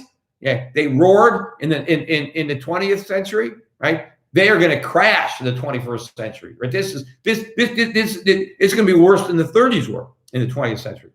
So yeah, I mean, I ship the U.S. market, and I'm bringing you to the safety of foreign markets, which I think offer a much better risk reward. Nothing's without risk. Everything you do is risky, including holding cash. In fact, personally, I think cash is among the riskiest things out there. I think what everybody thinks is safe is completely risky, because when you talk about the dollar being safe, treasury bonds being safe, they're only safe if you assume the dollar doesn't collapse. But the minute you assume that the dollar could collapse, if there's hyperinflation, then how can a treasury bond be safe? How can a CD be safe? It can't. It's only as safe as the currency is sound. And if we're printing it like crazy, if there's no limit to how much we're going to print, which is what Fed just said, Neil Kashkari on CNBC, on CBS on 60 Minutes last night, when you have the Fed announcing today, Q and infinity, that they'll buy as many bonds as needed, from mortgage backs to munis to corporates to treasuries. How can anybody operate under the premise that the dollar is anything but safe? It is completely risky. So you have to tear up that playbook that most Wall Street firms are working from. And you know what? They never will. because of the regulators, nobody will stick their head out on a limb. No major brokerage firm will tell you what I'm telling you. Nobody will tell you to get out of US dollars and get out of US stocks and bonds. They won't do that. They will never do something so unconventional and outside the mainstream. They will go with the herd, because the minute they risk being in the the contrarian, then they set themselves up for major litigation if they're wrong, and they don't want to risk it, and their firms won't allow it. You're just they're going to stay on this ship until it sinks. They will keep their clients invested in US stocks and US dollars until they're completely broke, and then they're going to rest on the idea that, well, everybody's clients are broke. Nobody could have possibly known that this was going to happen. Nobody could have thought that treasuries would be destroyed through inflation. Nobody could have thought AAA rated bonds. Nobody could have thought the bear market was going to be this bad. So don't blame me, right? I didn't do anything wrong because everybody else made the same mistakes. No, they didn't. Everybody else isn't making those mistakes. I'm not making those mistakes, and you don't have to make them either. You can take your accounts away from these guys who are going to lead you, right, to disaster, and you can come with me. Right? You can do. I'm not asking anybody to do what I'm not already doing with my own money. Right? I'm my biggest client, and I'm happy to have a bigger client. I'd love to get some of that institutional money, some of those endowments to come my way. I mean, they're hard. They're hard to think outside the box, because again, they're managing other people's money and they're afraid to stick their head out on a limb. Well, you know what? Take a chance. Get out. Sometimes you got to go out on a limb, because the tree is the problem. I'm actually safer on the limb. Okay. Next up.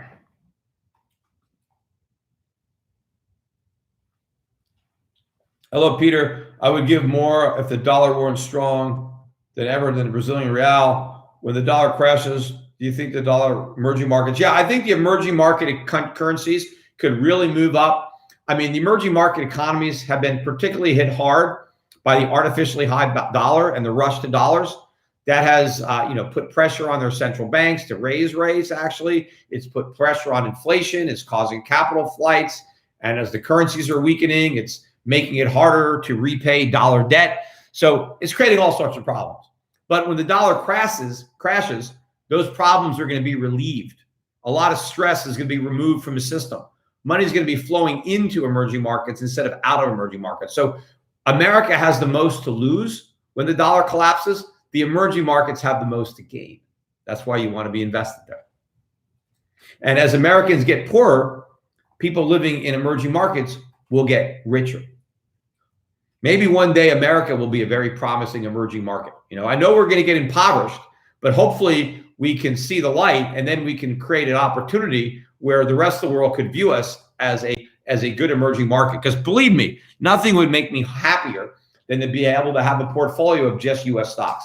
And so when they crash down to the level that they're actually a good investment, and if we actually do the right thing and get rid of all the socialists and go back to a free market capitalist economy with sound money and lower regulations and lower taxes and less government spending, then we could be ready for another boom in America. And I'll want to participate, or at least let my kids make some investments that my kids will benefit from. But if you want investments that you will benefit from and you're already my age, you better get out of the dollar, better get out of the US quick.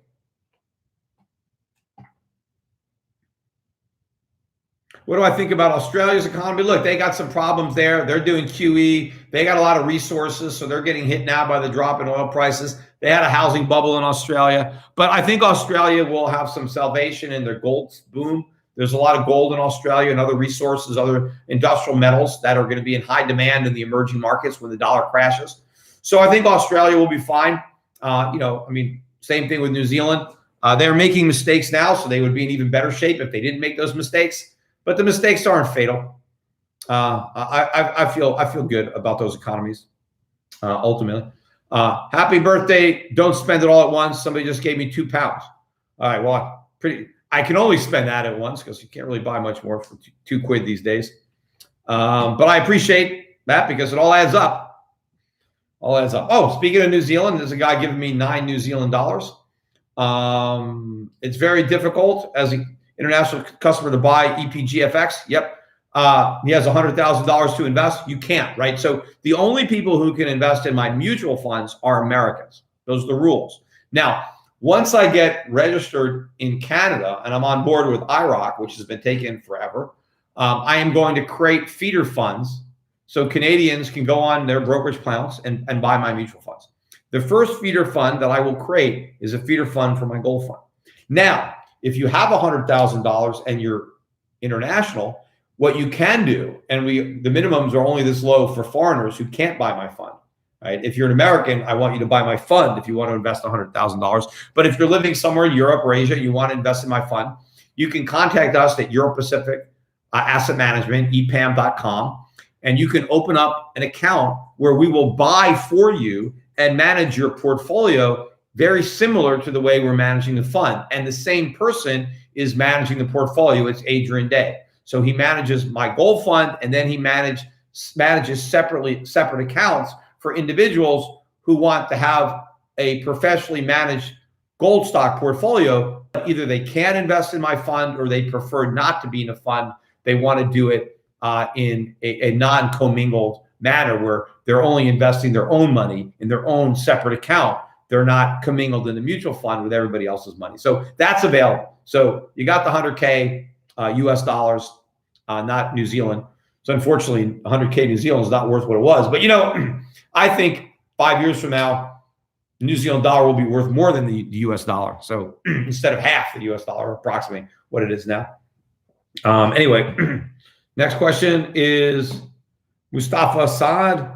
I understand you keep bashing Trump for what he is doing, but don't you think he has no choice? Since he's, of course he has a choice. You always have a choice. Do the right thing or do the wrong thing. Do the easy thing or do the hard thing. Bush had a choice. He did the wrong thing. I'm talking about George W. He did the wrong thing. And that destroyed McCain. He had no chance because, you know, Trump is doing the wrong thing. And you know what? I think he's going to lose doing the wrong thing. You know, I'd rather lose doing the right thing than win doing the wrong thing. But if you're going to lose anyway, which I think Trump is, you might as well go down on principle. You might as well go down swinging instead of just walking.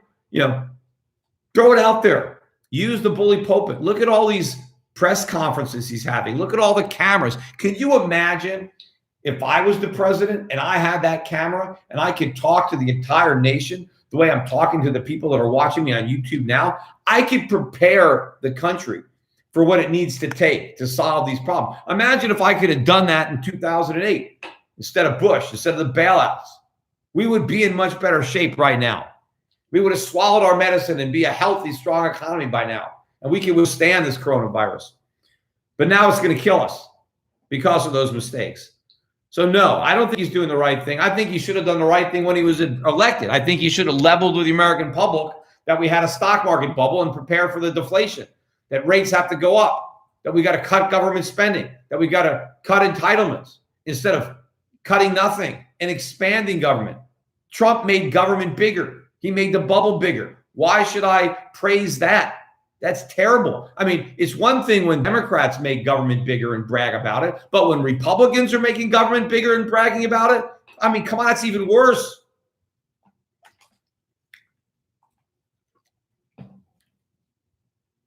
I guess the problem with Trump, though, is he wasn't really a Republican. Although I don't even know what it means to really be a Republican anyway anymore. I mean, Kelly, even the libertarian Republicans are voting for these bailouts and the stimulus, right? That's the problem. People don't have the guts to stand up and do what's right. Whenever there's a crisis, principle goes out the window. Everyone's afraid. Oh, you're against all this free money? There is no free money. Explain that. Let somebody say that. That, yes, it would be nice if we could all have money for free, but we can't. There is no free lunch. It doesn't exist. Okay. You're against student debt bankruptcy, but for corporate bankruptcy. Well, I'm not against student loan bankruptcy if the student loans were taken out privately. See, bankruptcy is important, right? I think that when people borrow too much money, they need to go bankrupt, and the lenders need to lose money. And it's the ability to go bankrupt that keeps lenders more honest. And so they're cautious about who they lend money to. Of course, things go wrong, right? I mean, the best laid plans. So sometimes You loan money to somebody, you think they can pay you back, and something happens and they can't. Here's the problem with student loans. See, two wrongs don't make a right. Student loans never should have happened. Government should never guarantee a student loan. So if there's a private student loan without a guarantee, then absolutely the student should be able to go bankrupt. But the problem is the government guaranteed the loans. So everybody got a loan regardless of whether or not they could pay it back. Nobody even cared. Nobody even asked the question, can you pay this back? It didn't matter. Even if you had a D average in high school and you basically were illiterate when you graduated, and then you got into some community college and you took remedial courses and you majored in some, crazy, liberal arts major, you could still borrow as much money as a straight A student who was going to an Ivy League school for an engineering degree, right? No one cared. It was like all your loans guaranteed. Everybody got the same rate, right? The A student majoring in engineering, he got the same rate on his loan as the D student majoring in sociology. That would never happen in a free market. Only happens in government. And so you have all these people. And here's the other problem. Once there's a government guarantee, right? What's to stop every student from taking a loan and as soon as they graduate, declaring bankruptcy and get rid of it? I mean, why not? I mean, think about the average student when he graduates. He's bankrupt. Every student is bankrupt when they graduate. They don't have any money. They probably have some credit card debt. They don't have any assets yet. So what you would do is as soon as you got your diploma, you would file for bankruptcy. So the only way you can have this student loan system was to take away that option because the moral hazard was too great. But the better option would have been to take away the government guarantee.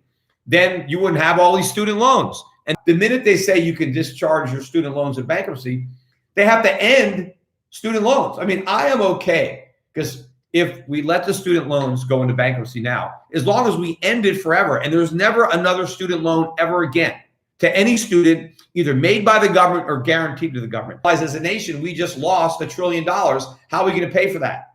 There's no free lunch. If we let the students off the hook for $1 trillion, what government spending are we going to cut to make up for that money we just lost, right? It's not free, right? But I recognize that a lot of these young people were encouraged to make really dumb decisions by older people who should have known better, right? Young people didn't know any better. What do you know? You're 18. Oh, you sign here, borrow all this money. It doesn't matter what it costs. You got to get your degree, right? We really screwed our kids over. Is there any reason that now they're all socialists? Because we bankrupted them and pretending that it was capitalism that was doing it when government bankrupted them with socialism. And now they think socialism is the solution. Socialism is the reason they're in so much trouble. Okay.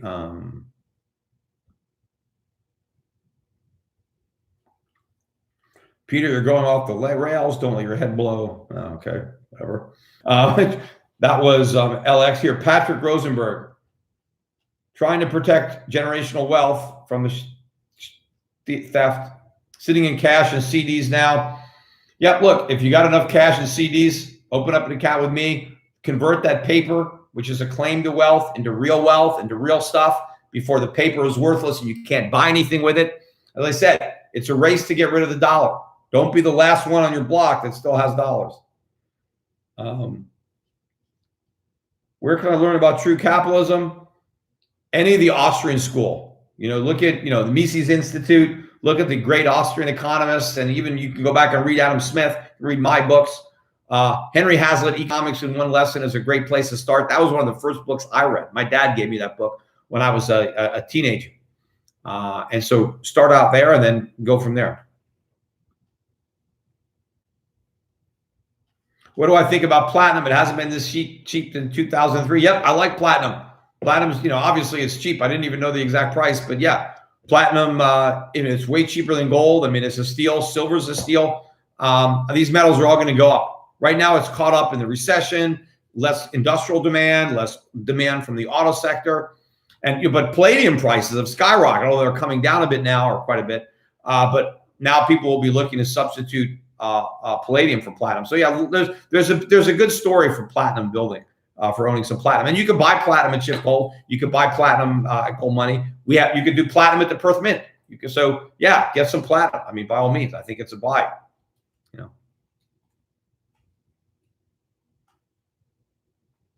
Guy's giving me 400. Vinette Wadera gave me 400 something. I'm not even sure what currency that is, but she said, thanks. I'm stuck in T-bills. My 401k, yep, better than being in stocks, but that's just for now. As I said, the biggest losses are going to be the people who are in cash. People who are in T-bills. Oh, the market's already closed. Look at how much time this is. I didn't realize we were after 4 o'clock. Dow ended up down 582 points. That's 3%. But they sold off the gold stocks into the close. So the GDXJ only up 6.7, or GDXJ up almost 10. But let's look how some of the individual larger mining stocks were. Newmont up 2.7, not much move there. Barrick Gold up 6.7, a bigger move there. Let me see, Yamana is a mid cap, that's up 9%. All these stocks are way off their highs. Goldfields, South Africa, up 15% on the day, so a bigger move. Kinross was up 9.5%. All these are good moves, but they all sold off on the close, which is pretty common. I mean, I watch the gold stocks quite a bit, and I still think there's a lot of selling on the close. And that's because a lot of the buying in the gold stocks is day traders, right? There's still no real money that has moved into this sector. You get some day traders that get long in the morning, they ride the rally up a little bit, and they want to close out their positions. They're trading on margin. They don't really have enough money. So this is all a bunch of noise right now. When the real money, when the institutional money starts moving into these stocks, when they finally figure out what I've known for years, and everybody decides that they need to have some gold stocks in their portfolio, these things are going to explode, right? If I'm right. I mean, they're not going to just go up 9 or 10%. I think we're going to see some days where you see 30, 40, 50% moves in big gold stocks because some big brokerage firm put out a buy recommendation on one of them. Oh, everybody needs to buy this. Nobody owns these stocks right now. See, once the institutions think it's safe to buy, once buying gold stocks becomes the conventional wisdom, then everybody's going to do it. See, right now it's like, I don't want to go out on a limb and buy gold stocks because nobody else is doing it. And if I buy a gold stock and it goes down, then they're going to say, why'd you buy this idiotic gold stock? What are you, some kind of kook? What are you, like a Peter Schiff? You're fired. Get out of here, right? But if everybody else buys a gold stock and you buy it and it goes down, well, you're covered, right? Because you just did what everybody else does. If everybody else starts buying a gold stock and they all go up and then you don't buy one and then your shareholders meet with you, what are you, an idiot? Why didn't you have a gold stock? Everybody else bought a gold stock. What are you, got a moron? You're fired. So once everybody buys them, then everybody wants them. And of course, by that happens, the price goes through the roof. I don't want my clients waiting for everybody else to buy. I want to buy before the herd, not with the herd or after the herd. Let me see how many more questions I have because it's already past the time I wanted to stop. All right. I mean, when did I start at 1? Yeah. So all right, I'll go till 5. That'll be 4 hours. Can I get a little bit more water? As I said, these are like telethons, you know, like the Jerry Lewis telethon, except I'm not on my feet the whole time. But you see me, I squirm around on my seat because my butt gets sore just sitting in this chair for all this time. I got to like take some of the pressure off by getting up a little bit. But I'm sure I know I'm going to have a lot of calls to make because I'm getting a lot of messages and stuff. I got voicemails on my phone.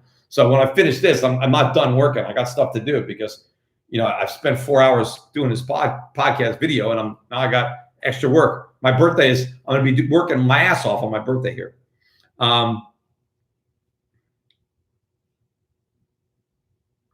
Let me see. Hey, Peter, U.S. experiment with MMT. Yep. Modern monetary theory. Yep. Nothing modern about it. It's really not monetary and it's not a theory because a theory you have to like have the, you know, presume it is viable. Now it could look viable in the short run. Yeah. And that's what makes people think it could actually work. But it's all an illusion. It doesn't work. It just makes problem bigger, but they're hidden from view. But then when they blow up, you have to find something like the coronavirus to blame it on. Eric, what will trigger the loss of confidence in the dollar? It's going to be just a loss of value. At some point, prices will be rising fast enough that people will lose confidence. And it all is a confidence game. It's a con game. That's the only thing that really backs up the dollar, is confidence in its future purchasing power. And once the confidence is lost, there's really no way to restore it. It's a death spiral. And I think, unfortunately, the dollar is going to die. And the only way to resurrect it will be if it's backed by gold again. That'll be it. And the dollar initially is defined as a weight of gold. That's what a dollar was. It's a measure of gold.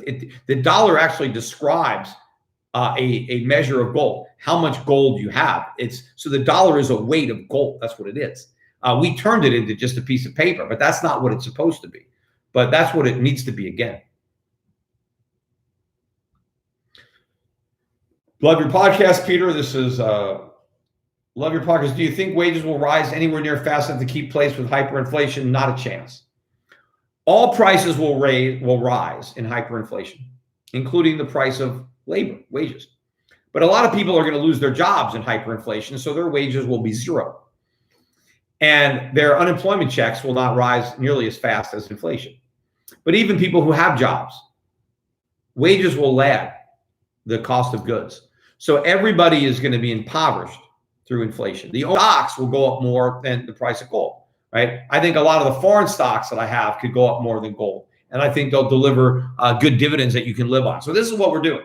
I'm building portfolios that I think will outpace inflation because there's no way your wages will or any of your government benefits. Paul, can you bring me water? I really need some more. All right, let's drop. Happy birthday, Peter. I heard you mention that you would be hiring like asset management in Puerto Rico. Yeah, there's nothing on the website about it. You just got to send an email if you're in Puerto Rico or you're thinking about moving to Puerto Rico. It's really good if you're in the business, you have a license or something.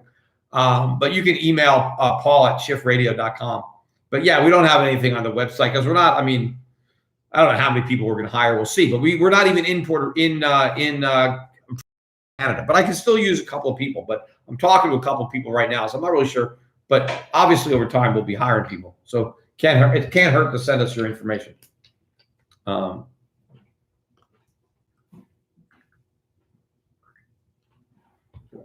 Could we be on the path to a guaranteed basic income? Yeah, we might have the guaranteed basic income. That was a campaign issue for Andrew Yang, and all of a sudden you got Republicans, Mitt Romney, who was the presidential candidate who lost to Obama. He's advocating some kind of basic income. I don't know if it's a permanent thing or just a coronavirus emergency. But look, the problem at some point is going to be the checks aren't going to buy anything. What good is it if you have a basic income if your basic income doesn't buy you anything? That's the problem. Now, there are other problems with it, but that's the biggest. If we're going to have hyperinflation, none of this is going to matter. Your income isn't going to matter. It's what you can buy with that income that's going to matter. Thoughts on the British economy? I had a lot of thoughts on the British economy. Don't have enough time to really address them. I think they're better off leaving the European Union. I would have been in favor of Brexit if I was over there. But what they need is less government, right? Part of the idea was they didn't want to deal with all the government in Brussels, which is good. There's too much government in Brussels, but there's too much government, from down at 10 Downing Street or from Parliament. It's not that the British needs less government from Brussels. They need less government there in London. They need a smaller government. And so they need more freedom. They don't need bailouts and stimulus and artificially low interest rate and inflation. The Bank of England's drunk from the same Kool-Aid. They're pursuing the same irrational monetary policies. The one good thing that's going to come out of this is at the end of this, when we have this currency crisis, all of these guys, their reputations are going to be destroyed. Their theories are going to be completely and utterly discredited. And so hopefully we'll be able to, have sound money and have a rethinking of all this. And so that maybe we'll embrace sound money again and have, the conventional wisdom actually be wise instead of completely idiotic, which is what it's degenerated to.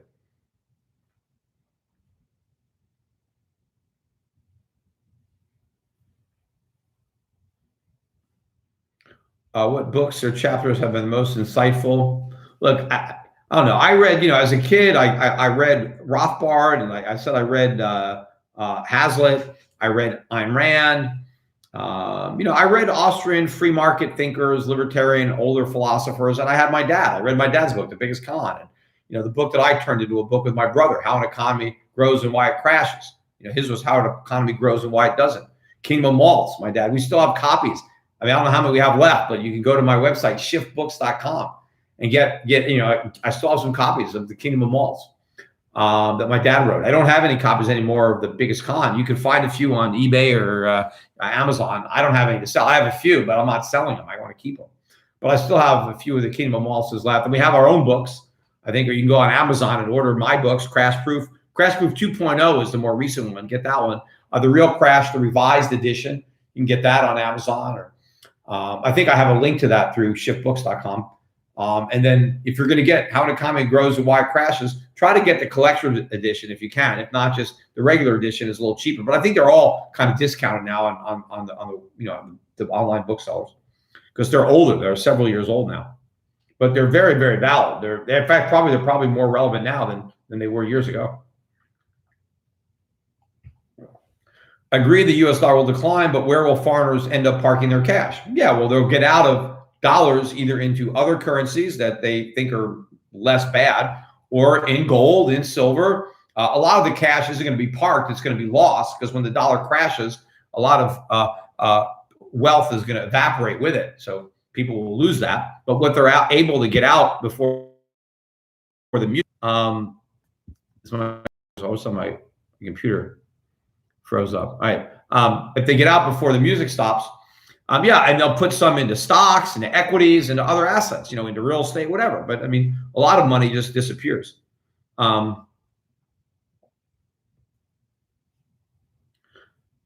If you were in your 30s and had $500,000 that you can get with a couple of weeks, what would you do with it? I would send it to me. I would open up an account at Europe Pacific Capital and invest that $500,000. I would talk to one of my representatives and get a plan. Like, let them know all of your particulars, all of your your goals and your objectives and things like that. And help. And I can manage that portfolio. If my strategy is suitable for you and my representative, we can determine that suitability, then yeah, I mean, get invested, and you can talk with him about which type of strategy. A separately managed account, a wrap account, certain funds, brokerage, app managed, whatever. But go to europac.com and call the 800 number, or just fill out a form to have a broker get a hold of you. And congratulations for being in your 30s and having any money. I mean, most Americans are broke. They don't have $500, let alone 500,000.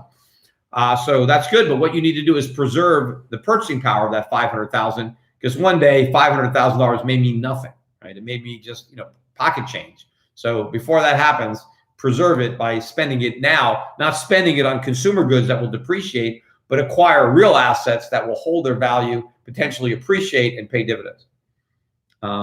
If you were 22 in Canada, had about 200,000, what would you do? Again, is that California? No, I think that's California. Yeah.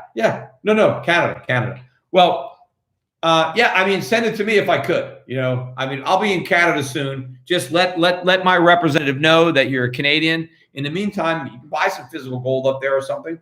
But yeah, send an email to us. Go to Europe Pacific Assets, or EuropaCificFunds.com. Anyway, I'm out of questions. Oh, well, that's a good thing. Anyway, since I got to all the questions, I think I'm just going to end the podcast. I'm out of questions, right? Because there's nothing left for me to read. Yeah. All right. So I'm going to end it. I'll cut it a little short, so I won't go the full 4 hours. But as I said, there's a lot of good stuff in here. Hopefully, people can actually sit through and listen to the entirety of it, because I answered questions, but all throughout, I interjected a lot of important stuff, which, I mean, maybe we can even grab some of that important stuff and piece it together and make a shorter video out of that, so that maybe people, that can't, sit through 3.5 hours. But I know people listen to the Joe Rogan's podcast. It's 3 hours, sometimes closer to 4 hours. So yeah, I mean, especially now, when a lot of people don't have anything else to do. And again, the airwaves are filled with a bunch of nonsense. The news, financial and regular news, everything is wrong. All the opinions are wrong. I mean, maybe, once in a while a guy like Jeff Gundlach comes on and says some things that are right. But even he sugarcoats it a lot. He may be, dumbing it down for the audience. Maybe he's afraid to say some of the stuff that I'm saying, although I don't think he's quite as bearish as me. But I think he's probably closer to me than the mainstream. That's how ridiculous the mainstream is.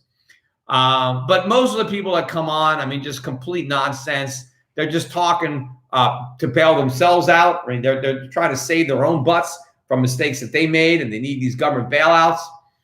And they're trying to pretend that it's for the country, or maybe some of them actually think it's for the country. Again, a lot of these guys don't know, right? They're drunk on the same Kool-Aid as everybody else. They actually think that bailing them out actually bails out the country. They don't understand how capitalism works. I mean, which is very frustrating because you have some of the most successful people in capitalism, people who have made billions, right, in at least a somewhat capitalist economy, having absolutely no understanding at all of the system that helped make them rich. Now, the problem is a lot of the guys on Wall Street, the hedge fund guys, they didn't get rich because of capitalism. They got rich because the central banks polluted and destroyed capitalism. And as they did that, as they siphoned all the capital out of Main Street, they enriched a lot of these speculators on Wall Street. So it's no wonder that they don't understand the problem, right? Because they got rich off the problem. So they don't want the problem solved. They want the problem perpetuated. Bye for now. And again, thanks everybody for contributing and for wishing me a happy 57th birthday. Bye-bye.